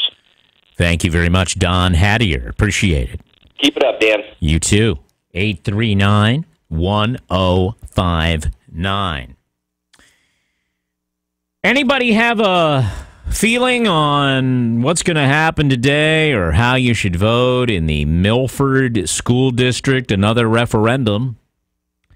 The Milford School District today. This one not to build new buildings, but operating costs. The school district's own statistics say this was a $3 million a year increase. $3 million a year to offset what they call reductions that the Delaware Department of Education has passed down to them. There's a $1.2 million budget deficit currently. And the passing of this referendum to the average homeowner in the Milford School District cost you $140 a year. That's the average home, according to their own statistics. This is an increase in the operational funding, first time since 2005. The current rate in Kent County per $100 of assessed value, 0.614. They want to kick that up to 1.13. In Sussex County, the current rate is 2.04 per $100 of assessed. They want to take that to 3.21. And what they're saying is if they don't get the increase, they might eliminate sports programs or implement pay to play. They say they will eliminate the school resource officers when the contract is complete. Those are the police in the school that the school pays. There'll be staff reductions. Further elimination of supplies and materials provided to students. A state takeover of the school district through the financial recovery team. Are you set to approve or not approve a referendum for operating expenses, increase in expenses for the Milford School District? Anybody in the Milford School District listening this morning? The superintendent of the schools called parents with the automated call last night. I was able to get a hold of one of those audio clips. Let's listen to what the superintendent said to the parents last night. Good evening. This is Phyllis Cole from the Milford School District. Tomorrow evening, Tuesday, October 6th, today, we'll be holding an operations referendum, and we hope to get your support. The operations referendum does not include any building. It is simply a way for us to address deficit spending and bring back a number of programs that we've been forced to cut. We are truly hoping that the entire community will show its commitment and support to the children of the Milford School District by investing in their future and supporting the referendum. Voting will take place at Morris Early Childhood Center in Lincoln, Banneker Elementary, and Milford High School from 10 a.m. to 8 p.m. These polling places are a little different than in the past, so please make a note. Anyone living in the Milford District may vote as long as you can show proof of being a Milford School District resident. In order to get more information about tax increases associated with this referendum, please call the Milford School District Central Office at 422-1600. Thank you. There you go. What about the polling places? They have different polling places? Let me hear that part. Children of the Milford School District by investing in their future and supporting the referendum. Voting will take place at Morris Early Childhood Center in Lincoln, Banneker Elementary, and Milford High School from 10 a.m. to 8 p.m. And high school. These polling places are... What? That's not Lulu Ross, right? That's what they usually vote at Lulu Ross, and they're not voting there. Voting at the other places. That's interesting. Don't know why. Anyway, it doesn't matter. Any thoughts on the referendum? Speak now or forever hold your peace. Speak now. For it, 839-1059. Against it, 839-1059. You may comment if you want. It's been kind of quiet. I wonder if that's by design. The last couple of referendums have been much talked about. These were different kinds of referendums, though, in that school district. They were, to build buildings and things, and had a lot of interest, and much talked about, much promoted, signs everywhere. This one's just kind of, in comparison, quiet. I don't know if that's by design or what. But it is today, surprise, October 6th, Milford School District referendum today. And there you have it. You want to raise taxes to give them the operating expenses they desire. They're claiming they've drastically reduced the operating budget already. They've reduced cost and cut waste. But they say students and teachers deserve a healthy and safe learning environment with programs that support them academically and creatively, it says. And they don't want to lose their sports programs and the school resource officers. So, get ready for $140 out of your pocket if you're the average homeowner.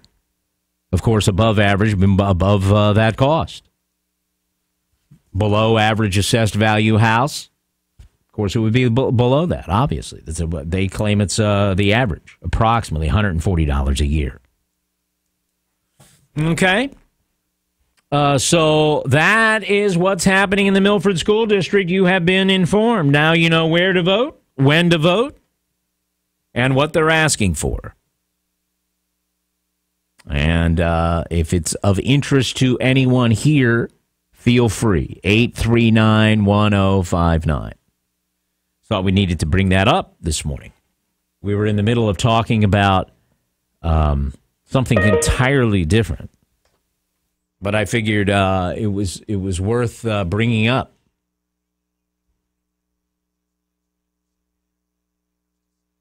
There's a really is a fact sheet going around. See if I can read that. Is that an opposition, you think? Or is it just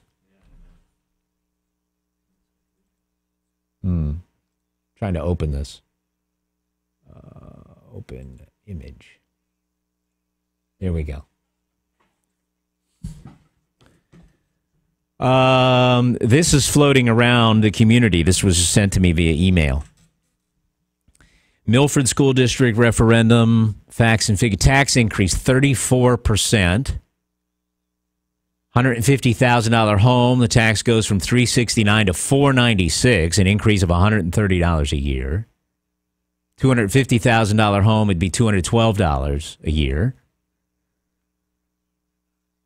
The loss of $3.4 million in state funding over the last 6 to 8 years, 7% of the budget. There's a current budget deficit of $1.2 million. The district has made approximately $1 million in annual operating budget savings by reducing costs and cutting waste.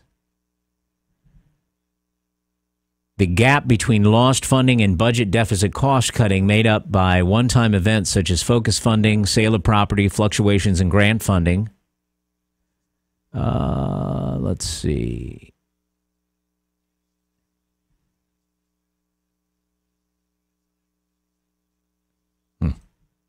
Referendum funds use. Eliminate the current budget deficit of $1.2 million. Support teacher retention and recruitment. Continue staffing of school resource officers. Replace outdated technology. Invest in modular classrooms to invest overcrowding. Provide state-approved curriculum materials. and reevaluate curriculum priorities. I don't know who's sending that around. I was reading one sheet from the actual Milford schools, and then there's some other information floating around the community. I don't know who's sending that, but thank you. I got that.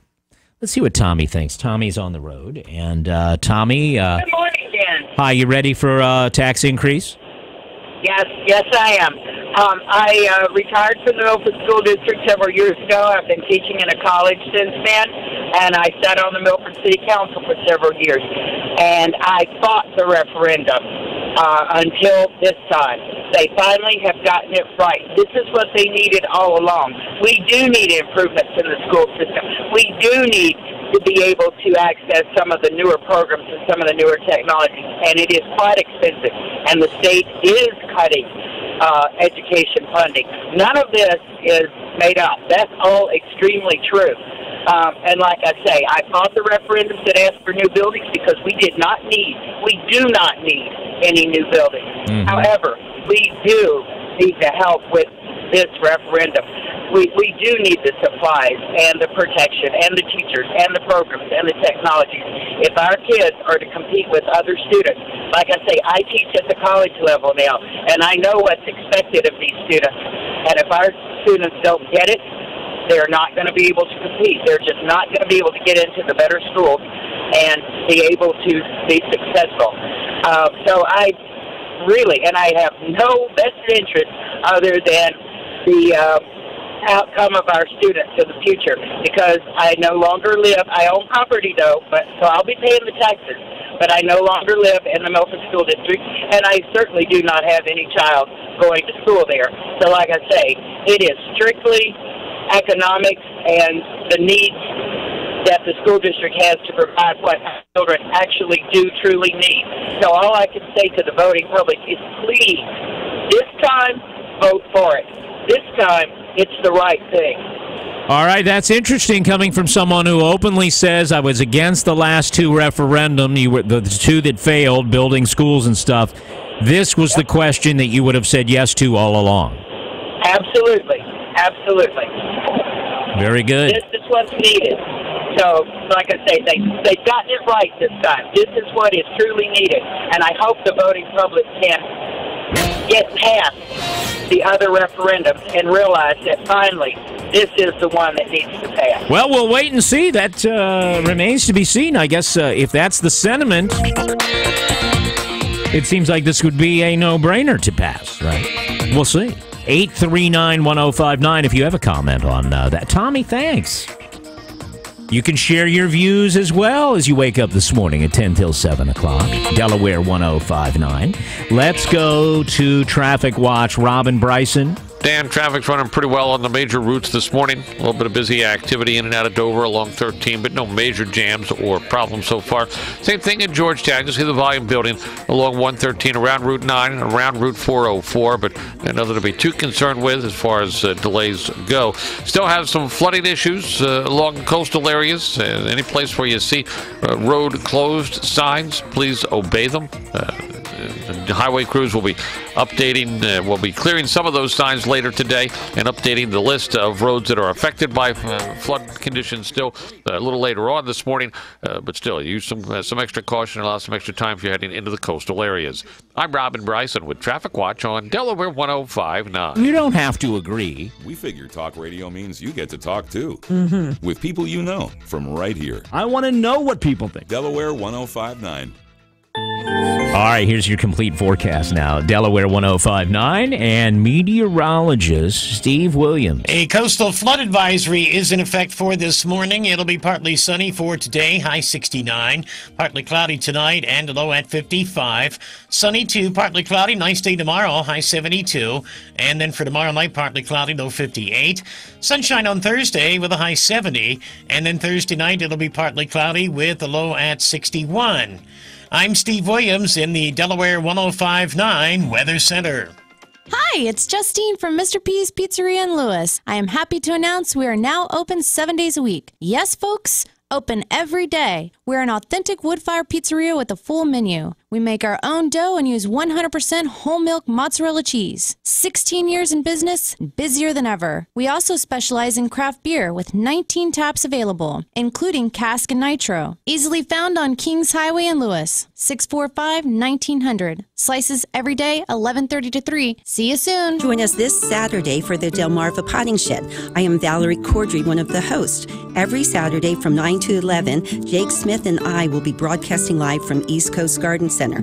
Be a part of our lively discussions about plants, landscaping, garden design, and all that's new and exciting.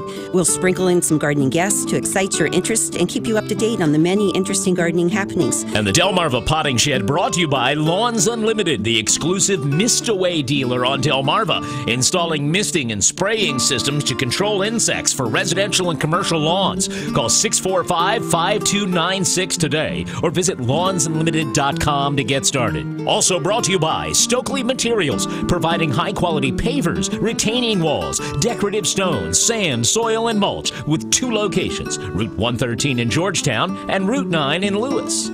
Don't miss the Delmarva Potting Shed this Saturday from 9 to 11 here on Delaware 105.9. Identity theft is a crime that affects millions of Americans each year. Defend yourself against identity theft at a free community shred event sponsored by the Delaware Attorney General's Office. Bring up to 3 boxes of documents with personal info and shred them on Saturday, October 10th from 9 to 1 at the Del Dot Administration Building, just south of the 13113 split in Dover. That's Saturday, October 10th from 9 to 1. Learn more by visiting attorneygeneral.delaware.gov or call 1-800-220-5424. October is here, and you could be one of the last to get a new Brighton home in the Villages of 5 Points on Savannah Road in Lewis, and not only receive free granite, free crown molding, free hardwood and tiled floors, $10,000 in options of your choice, but also up to $15,000 in closing costs, all totaling over $50,000. Visit me, Sheila, at our furnished model open daily. Call me at 703-6633 or go to brytonhomes.com. Brighton Homes is an equal housing opportunity builder. Prices and incentives are subject to change without notice. Wow, Brooke, you really weren't kidding when you said come over and get the grand tour of your new house. I think we covered every inch of the second floor. And we haven't even gotten to the kitchen. Great. We put in new countertops, replaced the appliances, and created a breakfast nook. Have you ever seen a cuter nook? Wow, that's a great nook. You know, I gotta get going. But you haven't seen the mudroom yet. Someone who will want to know everything about your customized home? An Allstate agent. Because the more they know, the better they can help protect you. With Allstate House and Home Insurance, your agent can help you customize a policy with lots of ways to save, like claim-free rewards. So don't wait. Talk to an Allstate agent today. Get help with homeowners insurance from someone who understands the needs of homeowners in the Delmarva area. Call me, Paul Sarnick, your local Allstate agent, at 302-248-8500. That's 302-248-8500. Feature is optional. Covered discounts and features are subject to terms, conditions, and availability. Savings vary. See what the personal service of an Allstate agent can do for you. Are you in good hands?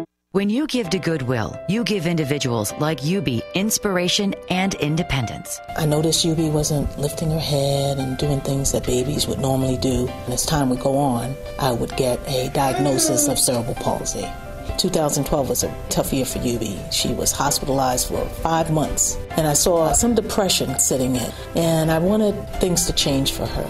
So one day, I drove by the Goodwill and I saw a big sign, medical supplies. When I came in, I could not believe it was a power wheelchair, brand new. And it had head controls, everything that Yubi would need to have a gift of a power chair given to you. It gives you the inspiration to drive and to move forward with your life. Your donations give affordable mobility through our home medical equipment program located in Wilmington, Delaware. To hear how your donations have impacted the lives of individuals like Yubi or how you can find home medical equipment, visit goodwillde.org. Goodwill, we are more than the store. Well, maybe the third time will be the charm for the Milford School District. Today, they're asking the voters of Milford to pass an operations referendum to address the financial needs of the district. I'm not sure what about no, the school district doesn't understand, but we'll talk about it today on the Susan Monday Show right here on Delaware 105.9. Well, that'll be on Susan's show. This is a different kind of question. There's no building of a building here. It's operating funds. So we're talking about it. Paul, what do you think, Paul, of Georgetown? Well, Dan, I agree with the last caller. She made good points. I wouldn't want to see the state come in there and take over Milford at all. Yeah. And, you're talking about 11 years difference that they haven't done anything with the operating cost. So maybe it's time. Right. And she was someone against the previous referendums, but she says she's for this one. They've got it right. They finally got a question we can support, is what she's basically was saying. Yeah, and I think the people in that district need to take a hard look at that, and not let the state come in there and run their school district. Hey, before I run out of time, Paul, after your impassioned call yesterday about the mailbox problem, do you have an update on that? Yes, I do. The mail is flowing as of yesterday. Didn't have to do any change. Didn't have to change it. They've started delivering the mail again. Yes, they did.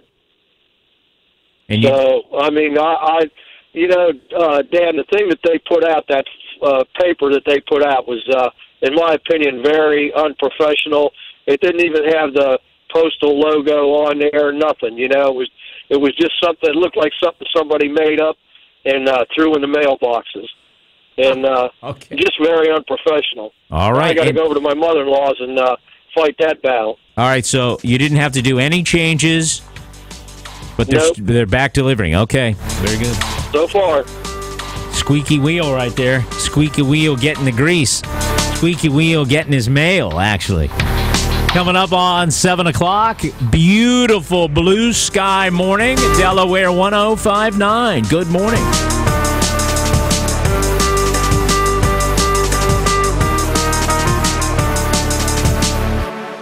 Local news first on Delaware 105.9.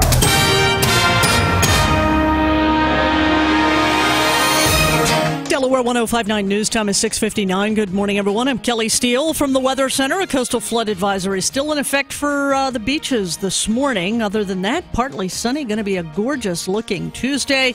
A high of 69 degrees. One person dead following a crash in Georgetown. Delaware State Police tell me it happened on Wilson Road at Downs Road about 9 o'clock last night. That crash involved a tractor-trailer and a pickup truck. That's all we know right now. Delaware State Police expected to release more information later on today. The chair and CEO of the DuPont Company is retiring. Ellen Coleman's resignation will be effective next week. Edward Breen, who's a current member of the board of directors, will take over right now as interim CEO. From the first town in the first state, this is WXDE Lewis. 54 degrees on the beach in Lewis this morning as you watch the sun come up. There's a change. It's 7 o'clock. Good morning. CBS News, I'm Frank Settapani. The rain has stopped and the sun is expected to come out today, but South Carolina officials say flooding from days of torrential rain is still a serious threat. Normal is a long way off, but things we hope are beginning to improve. Emergency management official Scott Hawkins says it could take a week or more for all the floodwater to recede. I'm Jim Crusoe in Florence, South Carolina. More and more people are being evacuated as the rain-bloated Lynch's River continues to rise to historic levels. Failing dams are causing big problems and worries in the Columbia area. There's fear of massive new flooding in the Charleston area as raging rivers flow toward the coast. The flooding is blamed for a dozen deaths in South and North Carolina. Thousands of homes still don't have power or water service. California has become the fifth state to allow doctors to prescribe life-ending drugs for terminally ill patients. Critics call the bill Governor Jerry Brown signed into law assisted suicide. Dan Diaz and other supporters say it's about the right to die. Diaz was married to Brittany Maynard, the dying California woman who went to Oregon to end her life. For the terminally ill individuals, a great sense of relief that they now get to be the individual controlling how their own dying process would go. Russia claims its warplanes intruded into Turkish airspace by accident, but NATO Secretary General Jens Stoltenberg says he doesn't believe that. There were 2 violations during the weekend, so that just adds to the fact that this doesn't look like an accident. Stoltenberg also says NATO has reports of a big Russian troop buildup in Syria. The two biggest names in the booming sports fantasy industry insist their business is on the up and up. Live to CBS News correspondent Vicki Barker.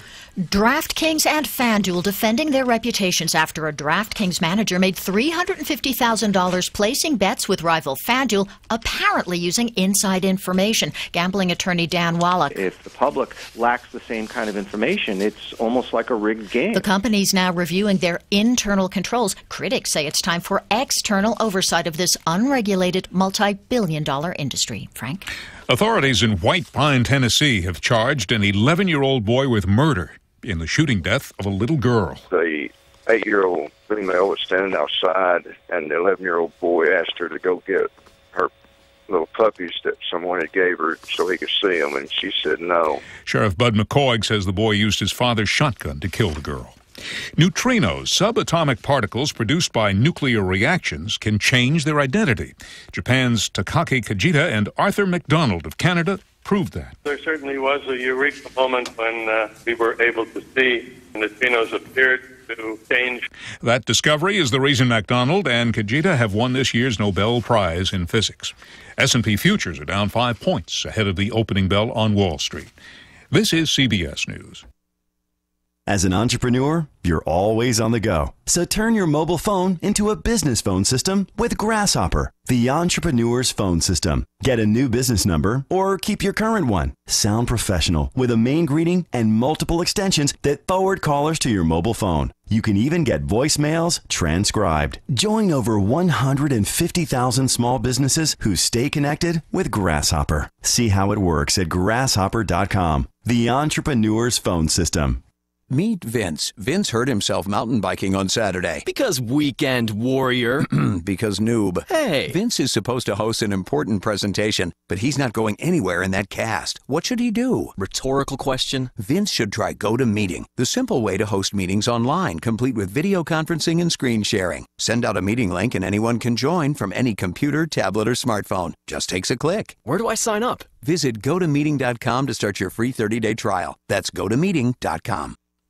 Delaware 105.9 News Time, 7:04. Good morning. DelDOT just telling me now we've gotten a few inquiries already this morning about Route 1, whether it's open or not between Dewey and Bethany Beach. Just got a reply from DelDOT, and Route 1 north and southbound is open between Dewey and Bethany Beach this morning. So that's your good news for the day.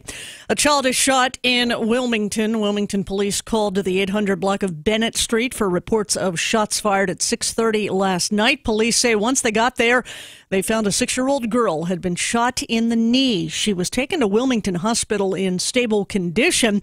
So far, no arrests have been made in connection with that shooting. A Dover businessman is facing sentencing after pleading guilty to conspiracy in an ongoing investigation into the lending practices and collapse of Wilmington Trust Bank.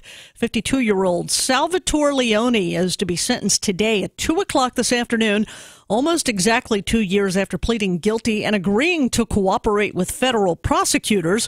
Leone faces up to 30 years in prison and a $1 million fine, but court filings indicated that prosecutors have asked for a downward departure from sentencing guidelines. Leone was a business partner of Michael Zimmerman, a prominent Dover developer who died back in January while awaiting trial on charges of conspiracy, money laundering, and also making false statements to a financial institution. Wilmington Trust former president Robert Harrah and 3 other former top execs were indicted in August on fraud and conspiracy charges. NASA postpones today's launch of a suborbital Black Brant 9 sounding rocket. That's from the Wallops Flight Facility in Accomack County, Virginia. The Daily Times reports that the recent weather system along the East Coast prevented vehicle preparations and resulted in a one-day postponement. That rocket is now scheduled to blast off tomorrow, Wednesday, between 7 and 9 p.m. The mission of the suborbital Black Brant 9 sounding rocket is designed to test some new technology. Development in Middletown shows no sign of slowing down. During Monday night's town council meeting, Middletown officials gave the green light, in fact, to move forward with 3 construction projects. A Royal Farms gas station is proposed on Warwick Road. New duplex houses could replace the old town village on North Broad Street, and a 100,000 square foot shopping and dining parcel was approved last night for the West Town Town Center. This, again, is in Middletown. We're proposing three buildings, a 17,825 square foot grocery store, which should be an Aldi, a 9,200 square foot restaurant pad, and 60,000 square feet of retail. The projects join dozens of others underway or proposed in Middletown as the area continues to experience a surge in residence real estate and also development. Delaware 105.9 News Time, 7:07. Here's Schofield on sports. On the high school scoreboard in football, Shaheem Holden scored 3 touchdowns to lead Laurel past Delmar 38-28 in the team's Henlopen South opener, which was heard right here on Delaware 105.9. Kayvon Trader scored a pair of touchdowns for Delmar, who falls to 0-4. In a Henlopen North contest, Sussex Tech beat Sussex Central 19-7. The Ravens remain unbeaten at 4-0, while Central dropped their third straight. Sussex Tech also announced that Friday's home game against Cesar Rodney has been moved to Saturday at noon. In boys soccer, Michael Barr's overtime goal gave Sussex Tech a 5-4 win over previously unbeaten Cape Henlopen. The Vikings fall to 7-1. In college football, the 5th-ranked Wesley Wolverines cruised past winless Southern Virginia 59-7. Joe Callahan threw for 278 yards and 6 touchdowns in the win. And on Monday Night Football, Seattle improves to 2-2, holding off Detroit, who's now 0-4. 13-10 was the final. That's Schofield on Sports on Delaware 105.9. And from the Delaware 105.9 Weather Center, warmer at the beaches this morning. Going to be partly sunny today, a high of 69 degrees. We do have the coastal flood advisory in effect for the beaches this morning. As I just told you, Route 1 north and southbound between Bethany and Dewey is open to motorists. 48 degrees right now in downtown Milford. Yep, that's what I said, 48. How about it? 48 in Bridgeville, Danny. 56 on the beach in Fenwick, 54 on the beach in Lewis. Right. I'm Kelly Steele in the Delaware 105.9 newsroom. More of the Dan Gaffney Show coming up on Delaware 105.9. Doesn't matter if you go to Milford School District or not, or if you live in the Milford, Delaware School District or not. It's, I've tried to tell you over the years what all of the school districts do when they're voting for tax increases. Very important for all of us to watch, especially when they're building new school buildings, because that's becomes a tax issue for the whole state. However, today they're not asking you to build new buildings. They're asking you in the Milford School District to give them more money for their operating costs. There's a $1.2 million budget deficit. The operational increase would add $3 million a year and restore programs that they've had to cut. It means an increase, if you're the average taxpayer, of about average home in the district, $140 a year. Kicks the rate up for taxpayers in Kent and Sussex County in that district. And the school district on their own flyer is saying if this operation increase does not pass, they may eliminate sports programs or implement pay-to-play. They may eliminate their school resource officers, those are the police officers, staff reductions, more supply and material eliminations, and this is on their flyer, state takeover of the school district through the financial recovery team. I don't know a lot about that. What would happen if the state took over a district with the financial recovery? Maybe you're in education, you know a little bit more about that. What would happen? Would that be a bad thing? I assume it would be, or they wouldn't be saying we don't want it, But the superintendent of Milford Schools called parents in the district using the phones, the school's, call-out phone system thing. And here's what this 1-minute message said last night. Good evening. This is Phyllis Cole from the Milford School District. Tomorrow evening, Tuesday, October 6th, today, we'll be holding an operations referendum, and we hope to get your support. We hope to get your support. I'd like you to say yes, support it. The operations referendum does not include any building. It is simply a way for us to address deficit spending and bring back a number of programs that we've been forced to cut. Hold on for a second. We had a caller last half hour that said, this is the question that the voters, in her opinion, have been wanting. She said, they've gotten this one right. She said she was against the new schools, the last two referendums, the last couple, but this one she can support. What the school is claiming is the Delaware, it's true. The Delaware Department of Education has passed down about $3.5 million in expenses to local school districts. So they've had to cut or make do without that $3 million. And the school district here wants to make that up. We are truly hoping that the entire community will show its commitment and support to the children of the Milford School District by investing in their future and supporting the referendum. Voting will take place at Morris Early Childhood Center in Lincoln, Banneker Elementary, and Milford High School from 10 a.m. to 8 p.m. These polling places are a little different than in the past, so please make a note. Anyone living in the Milford District may vote as long as you can show proof of being a Milford School District resident. In order to get more information about tax increases associated with this referendum, please call the Milford School District Central Office at 422-1600. I give you an opportunity this morning to support this by calling 839-1059. Put a plug in for the referendum.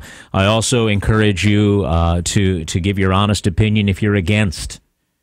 Is this even on anybody's radar? As opposed to, the bigger questions of building. It's a pretty big question, pretty big tax increase. But the other questions where we're talking about building schools, they seem to garner a lot more attention. This hasn't gotten a lot of pre-election day chatter. So today's a day to vote. You may have a thought. And I think this would be somebody, listening and you live in a different school district. You go, why do I care? Well, I think it's important to know citizens' attitudes throughout the county when it comes to tax increases for schools. It's almost like a report card to the school in some sense.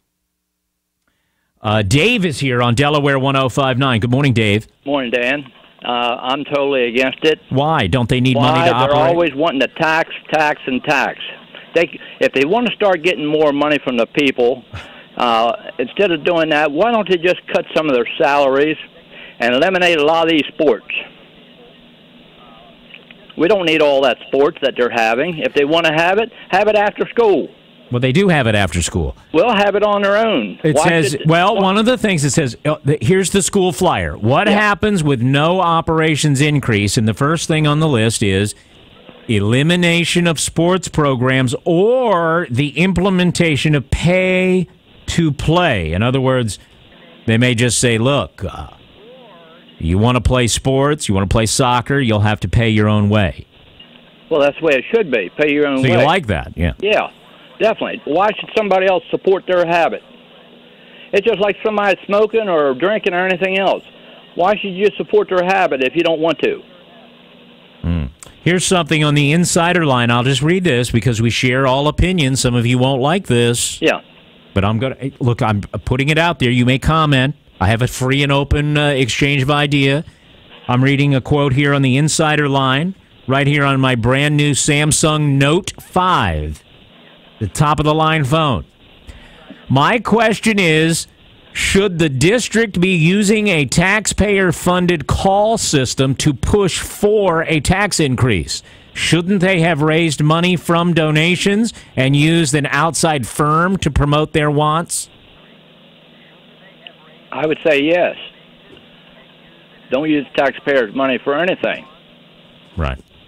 The taxpayers, a lot of them are strapped as it is. Why should you just keep draining the people's pocket? Let them get out and earn their own money. All right. Thank you, Dave. That's Dave. I don't know if Dave's making any sense to you or not, but you may, call in as well. 839-1059. Whenever there's a referendum, or most times when there's a referendum for something like this, You know what the biggest controversy is afterwards? You know what people criticize me personally the most for? I'll reveal it to you. I let people say what they think. And I get this from both sides. When it comes to these referendums, if I let people that are for a referendum call in and talk, there's this cliquish group of people that are against referendums. They give me grief. Wow, you know. One-sided much, Dan? You know, they give me... And the opposite. When I let people call and give their honest opinions about not wanting to support a school district, oh, the school people accuse me of all kinds of horrible things. You're so anti-teacher and all this other nonsense. Why? Number one reason? Just because I let you give an honest opinion. Cindy is in Milford. Hello, Cindy.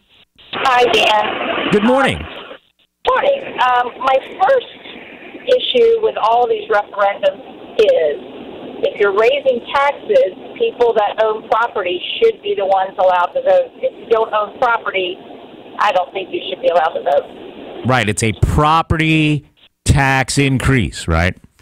Exactly. Right. And I assume that all these other school districts are going to have to do this, if this was truly money that we're now missing because it's not being funded by the state.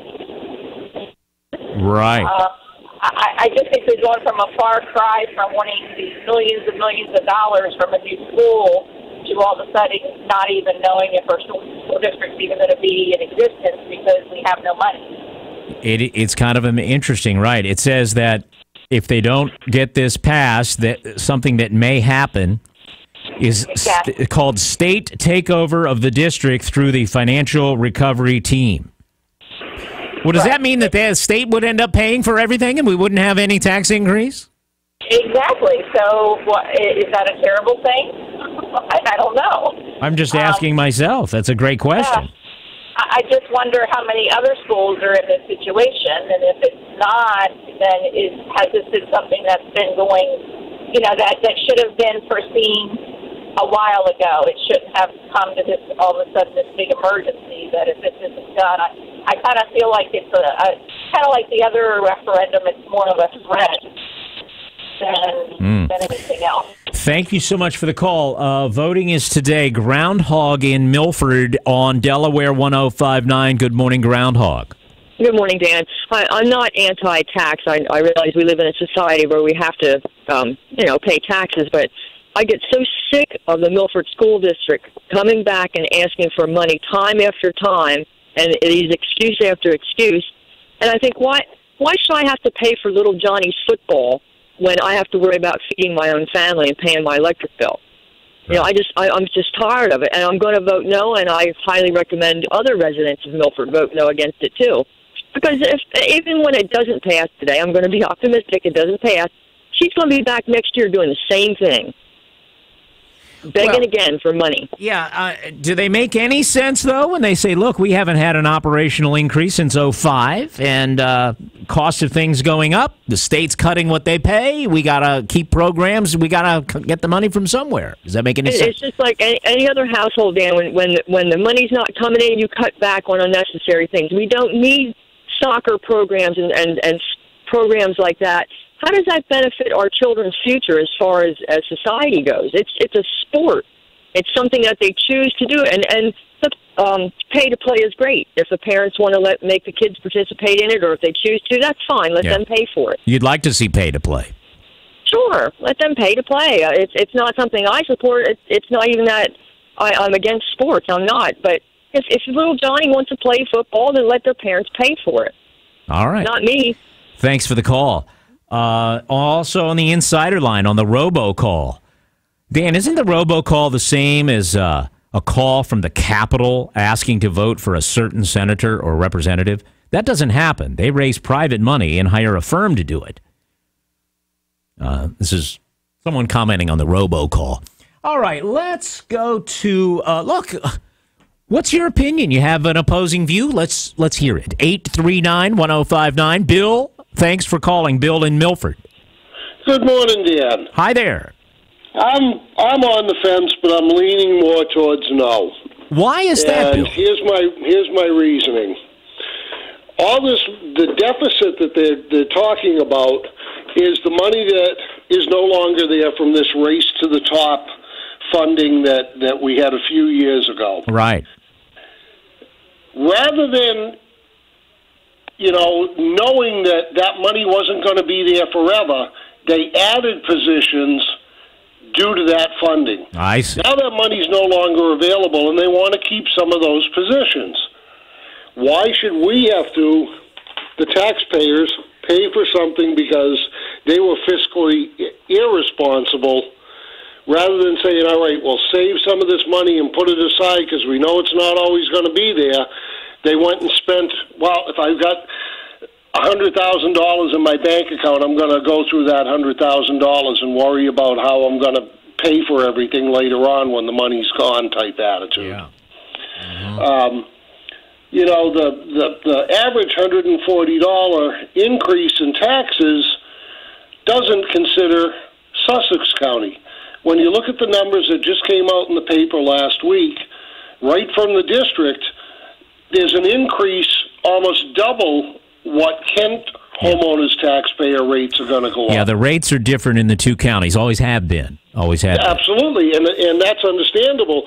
But, it's a lot more than $140 for us in Sussex County. And, I have nothing against sports. Did you check on your home to see how much more it would cost you? Yeah, it's going to be about $226 a year. Whoa. All right, every year from now on, right? And, I have nothing against sports. When I've seen other schools go to the pay-to-play, I don't think it's a bad thing. I, am not so sure I think it's a good thing either, but if that's what we have to do, that's what we have to do. Not only did we get the robocall from Superintendent Cole last night, we also got it from the elementary school where our granddaughters attend. So you got two calls. Got two calls. And that kind of ticks me off because we've called the school on issues and yet never get a return phone call. But when it comes time to them needing money, we get a robocall from them within a half an hour of the superintendent calling out. We have a teacher in the fourth grade who's using a method of teaching that no other classroom uses in the district. Our oldest granddaughter, whom you've met, is a straight-A student. This year, she's coming home with D's and F's because the classroom isn't structured like what I feel a fourth-grade classroom should be structured like. It's more independent-type work. Kids in the fourth grade aren't ready for it, and when we questioned why they're even using this methodology called Kagan, it was explained to us that the teacher's hoping more teachers will jump on board with the program. She is the only classroom that's using it. And, why are we using our kids as experimental guinea pigs for a program that generally isn't even accepted or used in the classrooms in Delaware? It's more for the teacher workshops themselves. What Kagan is they break the students up into, or teachers in these workshops, into independent work groups, and they kind of come up with their own ideas and feed off of each other. Right. Great for somebody that's a professional. Is it great for a fourth grader? I don't think so. Thank you, Bill, for calling about being on the fence. I understand later this morning on Delaware 105.9, Milford Superintendent Dr. Phyllis Cole is scheduled to be on with Susan Monday after the 10 a.m. news. So that'll be interesting, and hopefully she'll take some phone calls if you have questions here in the 11th hour, so to speak. Here's Brian in Milford. Hello, Brian. Good morning, Dan. How are you? I am fine, thank you. Great. I am going to vote no, and I'm going to tell you why. Okay. But just a few years ago, Milford School District had a $10 million surplus. And I spoke to the superintendent before they even talked about the first referendum, I asked her, why do you need so much money? And she gave me this whole long spiel. And I told her, I said, you make more money than some of the superintendents upstate, but yet you have half the schools. Why is that? And she said, well, of course, that's what the school board said, and so on. And I told her, I says, listen, I'll vote yes on the referendum if you take a pay cut. And you know what her response was? Pound sand? No, I don't know. What's her response? I don't know. Her response was she just walked away. I see. So today my response is I'm going to vote no and walk away. Wow. What do you think is going to happen on this? Is this one, do you think you're in the minority or the majority, or do you think it's on people's radar to vote even today? Well, yesterday I called Susan Monday up, and she had forgotten about it. I talked to my neighbors. They forgot about it. I'll talk to my entire neighborhood today and make sure they remember to go vote. Yes or no, that's their choice. But we need to have a good voter turnout. And I suspect that a low voter turnout would be, in favor of the school. But a strong voter turnout would be just the same as the last two times. We voted no twice already. What arrogance does the superintendent have to vote, for a referendum the third time? I think this is just terrible. Thanks, Brian, for the call. 728. Agree or disagree? 839-1059. Living a good life means being healthy. But what does it mean to be healthy and stay healthy? It means getting the right kind of care. It means having the right health specialist who can treat you right here. It's having the right partners for services like rehabilitation, mental health, or long-term care if needed. It means having the right hospital to coordinate the delivery of health care to our community. Right care, right place, right people, right hospital. That hospital is Atlantic General. We'll put you on the right path to good health and keep you there.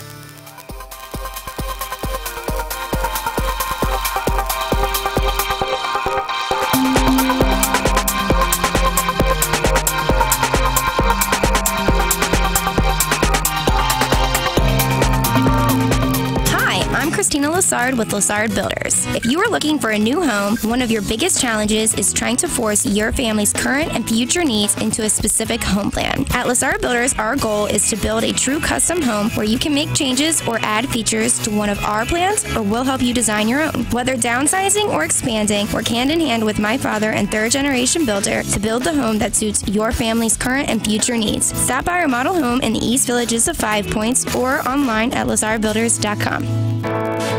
Keeping it local is important to third-generation builder Brian Lassard and the Lassard Builders team. They are loyal to local contractors, businesses, and continually give back by volunteering and serving on nonprofit boards. They have a new blog called Live Delaware, dedicated to supporting locally owned and operated organizations. Join in by going to lassardbuilders.com and clicking on the Live Delaware tab. Live Delaware is just a reminder to keep it local in the nation's small wonder.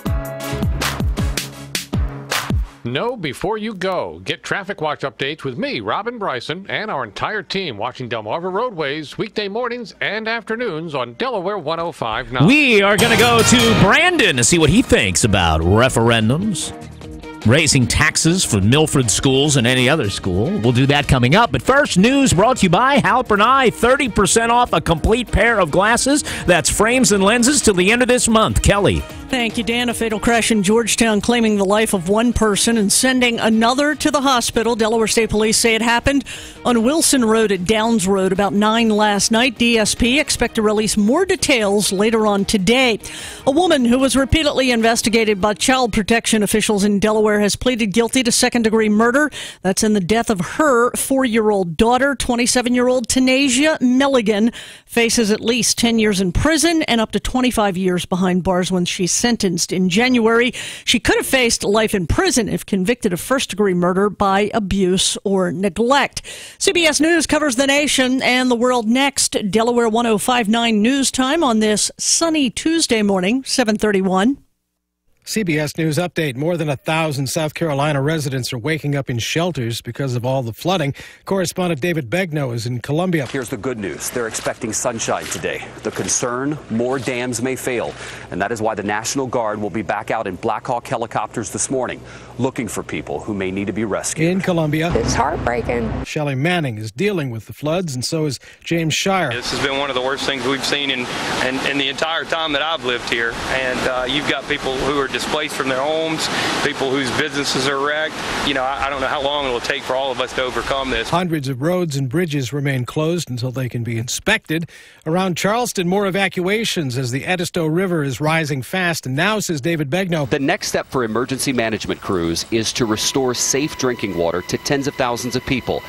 It is a frustrating reality for people who live in communities now swamped with water. CBS News Update, I'm Dave Barrett. Milford Schools, the latest school to go and ask for a referendum again. This time, not to build a new school like the last couple of times. This time, just money to operate. $3 million a year. Operation increase. $3 million a year. They say to offset state reductions and to restore programs that they've already had to cut. So it means a pretty hefty tax increase, in my opinion, if you're the average homeowner in the Milford School District. These are the school's figures, $140 a year. Let's go to Brandon in Seaford. Brandon, good morning to you. Hey, Dan, I was just going to say, I think people are just tired of every time the schools need something that they just put their hand out instead of looking at ways to cut their budget. In Seaford, the school board actually raised the taxes, the school tax for everybody in the Seaford School District by I think 9 cents per $100, which equals out to for me it was over $100 and some a year of a property tax increase to go to Seaford School District because they miscalculated the debt and the payment that they were going to have to pay back the state when they redid the school. So I think people are just sick and tired of every time something goes wrong or every time somebody miscalculates, instead of looking back at your budget like what a normal person would have to do. Right. They just expect everybody else to pay whenever they screw up something or needs, you know what I mean? And I think that's the problem with a lot of people with the attitudes towards the schools and stuff is that reason. Every 2 seconds you have somebody want more money from you instead of rehashing their budget to make it work for them. And I think people are getting tired of that. We'll see, right? We'll see if Milford School District is tired of it or if they're willing to step up and give the school what they want. That's the kind of interesting thing to watch about a referendum. And let's see what Elisa thinks in Milford. Hello there. Hi. Hi. I just want to say that, I don't know where Milford gets off saying that this is going to be a good thing for the school district. I know that my taxes are going to be raised, and I live in Kent County, and I know that the Suffolk People County are going to pay for it as well.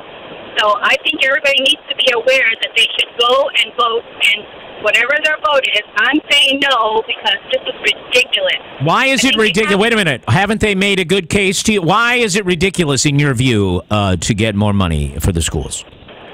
I don't think they realize they've already taxed me out of. They've already taxed me enough. I don't think I need to pay any more. I don't have children in the school district. That doesn't matter. Of course, I'm always going to get taxed regardless, whether I'm here or in another state.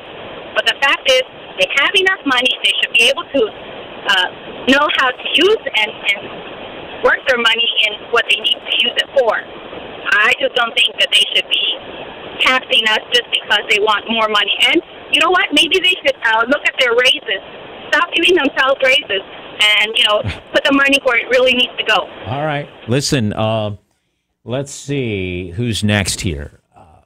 Kevin is on Delaware 105.9. Kevin is calling from Laurel. Hello, Kevin. Hey, Dan.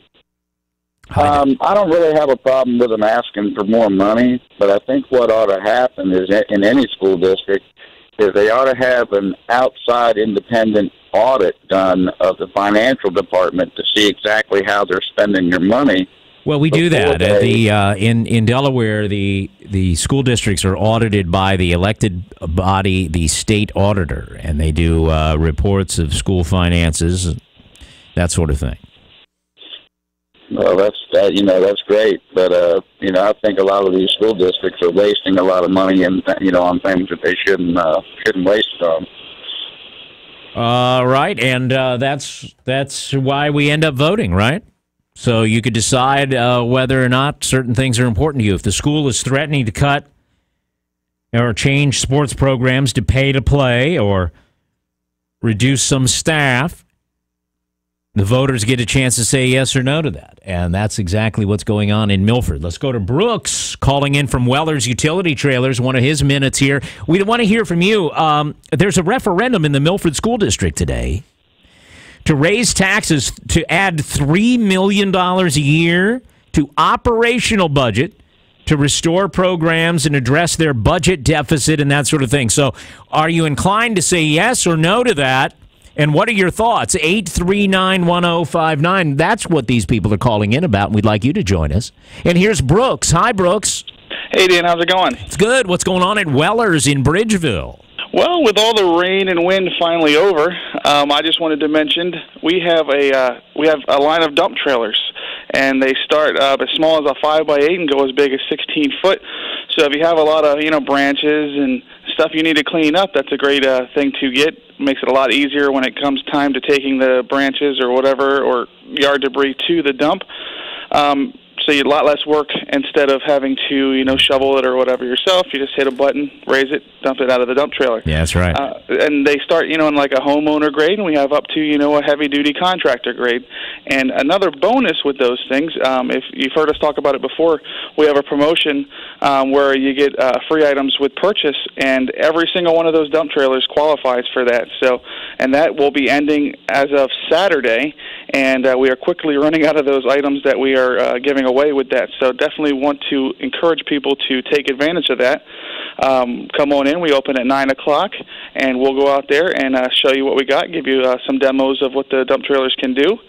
Give us a call at 337-8228, or check us out online at wellers.com. Right on. Thank you so much.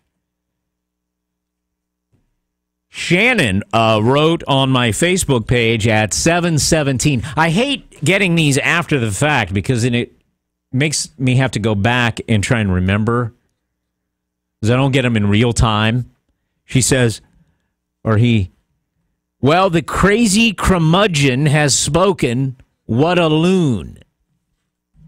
And that happened, it was posted 21 minutes ago. Who was on the air 21 minutes ago? Was it me? Am I the crazy curmudgeon? Was it Dave in Harrington? Could have been Dave in Harrington. He might have been the crazy curmudgeon. But funny that after the crazy curmudgeon, all these other people called in and said no to the school. So how crazy is he? All right. Last call on this issue. That means if you're listening, you've heard all these people say, I'm voting no, and you're a yes voter in the MILF, call in and tell us why. Or if you want people to vote no, call in and tell us why. I take all calls, whether you like it or not. 839-1059, 839-1059. Last call on my show. I believe Phyllis Cole, the superintendent, has agreed to speak with Susan Monday today on this channel, Delaware 105.9, right after the 10 o'clock news. So that issue will come back. But in the meantime, if you want to catch the morning drive crowd with your opinion, I'd love to hear from you. 740 here on the Dan Gaffney program.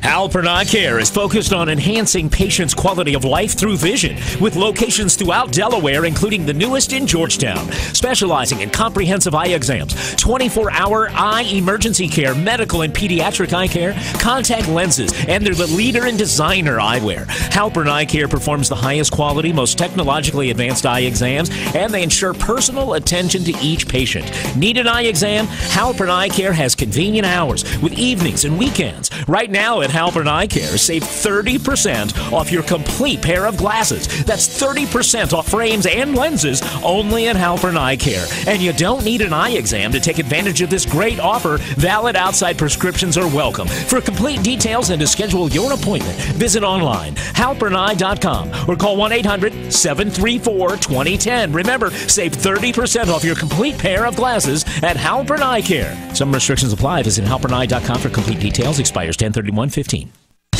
Get back to the basics. High Tide News is a powerful, affordable way to market your business. Find the customers that matter most to you. Let your neighbors know your business. No more clicks, no more usernames and passwords. Read, relax. Readers will find reputable businesses that are local and stand behind their products and services. Get back to the simple life. Advertise in High Tide News. Call today 302-727-0390 or find us online at hightidenews.com. Did you know that the state of Delaware will pay you thousands to upgrade your business to energy-efficient LED lighting? Cut your lighting-related energy expenditures by up to 80% and let Delaware pay half the project cost. JCal LED Solutions is a locally owned, nationally known LED expert that has over 600 satisfied clients in the Delmarva region alone. Call JCal today at 302-295-0015 to schedule a free, no-obligation lighting assessment. JCal proudly provides no-hassle upgrades. We design your solution, install your project, and collect the incentives directly from the state. JCal clients typically enjoy a 50% or higher annual return on investment. Start saving immediately and call JCal today at 302-295-0015. Electrical contractors. Want to take advantage of the Delaware program? Offer your clients a valuable cost-saving LED solution while increasing your profits? JCal is your local LED ally. JCal will prepare your paperwork, finance your incentives, and provide high-quality lighting products at low factory-direct contractor pricing. Call 302-295-0015 today to find out how. What would an extra $250 a month mean to you? For some, it's a little financial breathing room. For others, it's a car payment, a home repair, or help with college tuition. Hi, I'm Jay Farner, president of Quicken Loans, and I've got some great news if you're looking to save money on your mortgage. All it takes is a simple phone call to Quicken Loans at 800-QUICKEN to see if you qualify for the government's Home Affordable Refinance Program, or HARP. Folks who refinance with HARP can save an average of $250 a month. That's $3,000 a year. Our home loan experts fully understand the HARP guidelines, and they'll walk you through our streamlined process. And for 5 years in a row now, J.D. Power has ranked Quicken Loans highest in the nation in customer satisfaction. And for the second year in a row, they've also ranked us highest in mortgage servicing. Call 800-QUICKEN or visit QuickenLoans.com. Visit jdpower.com for award information. Call for cost information and conditions. Equal housing lender licensed in all 50 states. NMLSConsumerAccess.org, number 3030. Remember Jared Morris today at 3 on Delaware 105.9.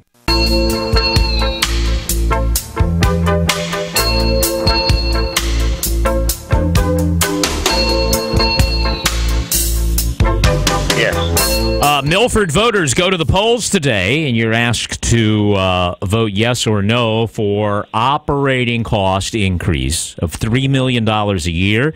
The average taxpayer, the average homeowner, according to school district figures, would pay another $140 a year. It's all based on your home assessed value. The rates in Kent County and Sussex County per $100 of assessed value go up. And if the voters say yes. Rob, what do you think about this? Where would you like me to begin, Mr. Gaffney? Well, to tell us whether you think this is something that should be supported or not supported. Oh, it's definitely should be not supported. The fiduciary responsibility of the individuals that are in charge lacks so much professionalism. It's absolutely ridiculous. Why do you say that? Well, but let's give a couple other examples. The other evening, when the call was made for individuals to come and listen to the presentation, there's a book that's been produced by a very successful man. It's called Dress to Impress, or Dress for Success. Right. You don't go into a ultra-conservative area full of individuals that are elderly, lived on fixed incomes, asking for them to vote to raise their own taxes and the presentation is made by a woman whose pantsuit is cut up to her halfway side. She looks like she's getting ready to go out clubbing down at the beach or going out to work at 50th and K Street in Washington, D.C. You just don't do this ultra-conservative area. People don't want to see that kind of reprehensible display of presentation. And there was a picture, and I think you yourself have perused through the newspapers to see. They snapped a picture of one of the school board members up on her soapbox pleading with the individual, saying, it's not our fault, it's not our fault, it was the people before us that caused all this mess. And in the background, you see the other members of the Delaware Milford School Board totally disinterested with what she's saying by the facial expressions and the wow. I guess you could You're call actually it deciding body whether to language. vote on a referendum based on someone's pantsuit is basically what you're saying to me. Well, now come on, Dan. When you make a presentation for asking for money, yeah, you should dress professionally. All right. Was it too scantily clad in your view? Is that what you're trying to say? Well, don't add to my view. I'm just giving you the opinions of the people that have come to me and said, yes, it is too scantily clad. All right. Okay. Secondly, where is this picture? I got to see the picture. Please, it's on the front page of the Milford Chronicle. All right. Or on page 7. It was a couple weeks ago when they just prior to them voting for that referendum that failed. All right. Okay. All right. I'll look for it. What else did you want to say? Well, I also think that there was a poll that was made in the parking lot of the school, and 10 questions were asked by a survey team, one of which was me. And do you know that I'll give you an off-the-hand kids don't even know the name of the river that runs through the town. They can't add fractions. Simple fractions. Right. Okay? And now I'm talking about multiplying and dividing fractions. I'm talking about simply adding fractions. All right. They don't know who the name of the first woman governor in Delaware was. Okay? They don't know what happened in 1863 in November, when the gentleman that was president of the United States gave an address, short speech, which turned out to be one of the most famous speeches in the history of the United States, and he did it in Gettysburg, Pennsylvania, at the Gettysburg Address. Right. So you did these are like basic school knowledge, and you say they didn't get a good answer. When you were in Ohio, you knew those. Well, right. I didn't know Mispillion River, but I could have looked it up. Dan? Yes. You weren't growing up in Milford. Right, but we did have Ohio history, yes. School and been there all your life. Don't you think you would know what river ran through the town that divided Kent and Sussex County? I would hope so. Hey, Rob, I would hope so. I remember, too, do they still do that? They probably do it in every state. When I went to public school, we had Ohio history in 7th grade. Everybody had to take it. Well, no, maybe it might have been 6th or 7th grade. Everybody had to take a history of your state. All right, let's go to John in Dagsboro. Hello, John. Good morning, Dan. Can you hear me okay? You sound great, thank you. Good.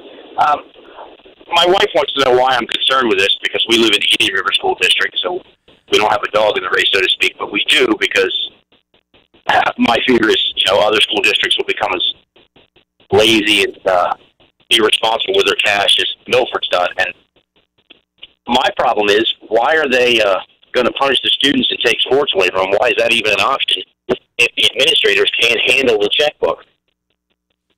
It's a great point. I mean, the money taken away or cuts from the Department of Ed, did they come from sports? Or they were for other programs? Where really they came from in the educational process, whether it's the classroom, the football field, or baseball or soccer field, the janitor's money, wherever they came from, those aren't the issues that wasted the money. It's the administrators.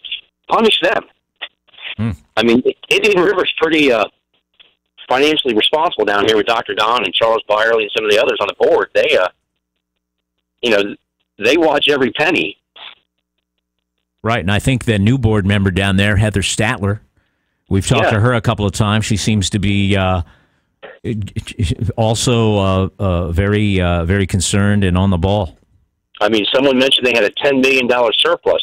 That's not Trump. That's a lot of money. Where did that go? I don't know. I can't fact check the caller. I'm just listening to what people say. Yeah. I know that. Me too. That was the first I heard of that, and that really shocked me. Yeah, I don't even know. But John, thank you. Let's see what Danny says. Danny's calling from Milford. Hi, Danny. Hey, Dan. How are you? Good. So I feel like I'm going to be a lone voice in the wilderness here because I'm a supporter of this referendum today. That's good. Tell us why. So I've been really involved in this process. I've asked lots of questions, and there's so many assumptions. Your previous caller that they're not paying attention, they're not being fiscally responsible. That's been kind of a theme this morning. And I'm sorry, the gentleman that called in about the 10 students that he surveyed, that's a pretty small sample size to then make a judgment about the entire school district's education. But a couple of things. Number one, there's been no increase in funding here in Milford School District in 10 years. They've had no increase in their operation funding. That's right. Since 2005. Right. There's been no raises to teachers in the last couple of years, and the teachers in Milford are among the lowest paid in the state. There's a lot of good things going on in Milford right now. We've got Bay Health building a brand new facility. There's a new vision plan for downtown Milford. If we're going to attract and retain the right people in our community, we have to have a good education system. We can't continue to operate on a deficit and offer those kinds of services. Why is there a deficit? Well, there's a deficit because they've been handed down there's been state and federal funding cuts for the last few years that are over $3 million worth of funding cuts. So they're operating of at what? a deficit For what? because they're cutting. What did they cut? Transportation costs are cut, $340,000 a year. There's other, there's lots of smaller things. That's the big one. They're doing double busing runs right now between a couple of the schools where they've had to adjust start and stop times of the schools so they can get kids to one school. Then those buses turn around and pick up the other kids for the other school. So that was a change that had to happen this year. So, honest question. Let me ask an honest question. Yeah, sure. For real, if they cut transportation money, why does the school then say we're cutting sports programs and athletic trainers and extracurricular activities? Yeah, there's very specific, and Sarah Croce's the CFO for the school district, and she is just extremely good at explaining all of the nitty-gritty details about how this works, and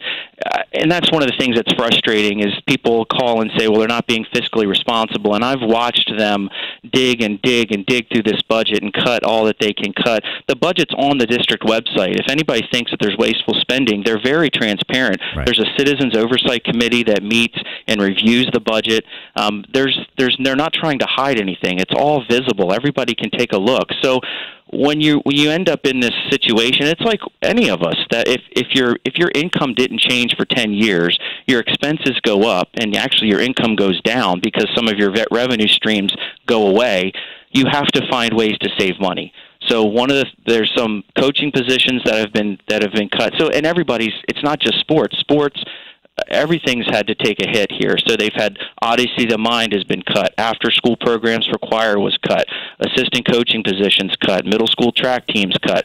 So it's not just sports that have been cut. There's lots of different programs that they're trying to make sure they serve the greater good. Ultimately, they want kids to leave Milford with a great education and be able to move on to whatever they want to do next. So, and that's what they're trying to do. They're trying to preserve all of those things that they can. And I just would encourage anybody that thinks that there's wasteful spending to visit the district website and take a look at the budget. It's there. You can see every place that money's being spent. Right. They've got no increase in funding in 10 years.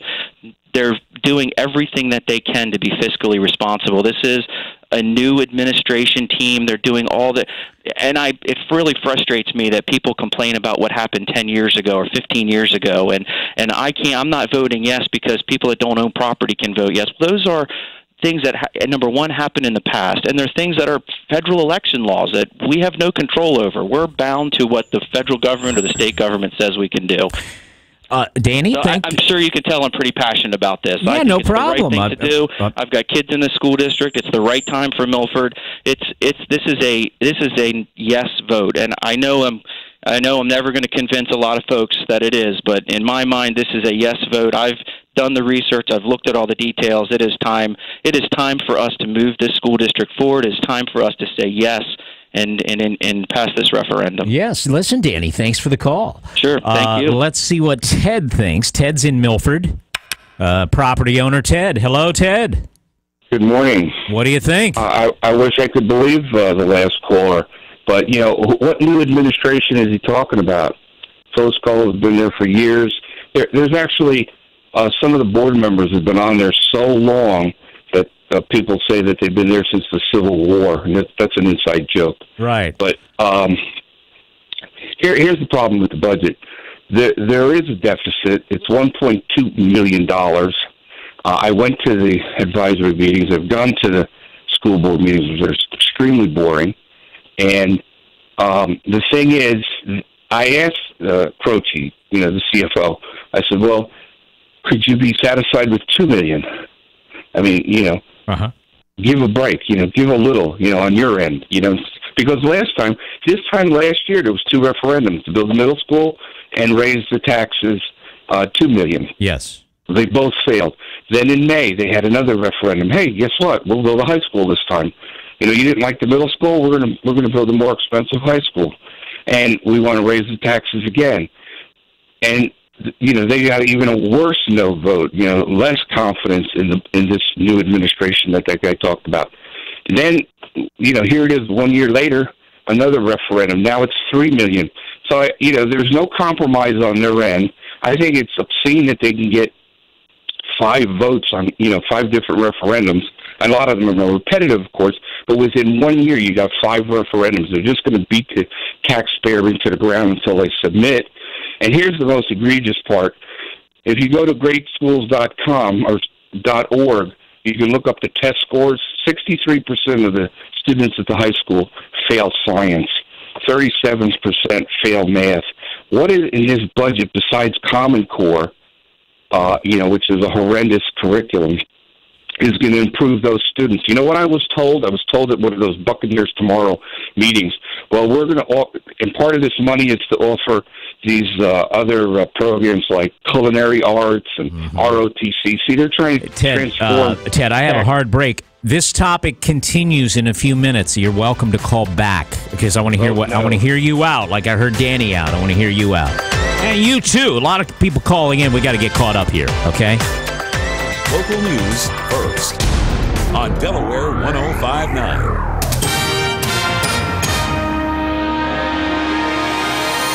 Delaware 105.9 News Time, 7:59. Good morning, everyone. I'm Kelly Steele from the Weather Center. The sun is up. It's a gorgeous-looking Tuesday morning. There is still a coastal flood advisory in effect for the beaches this morning.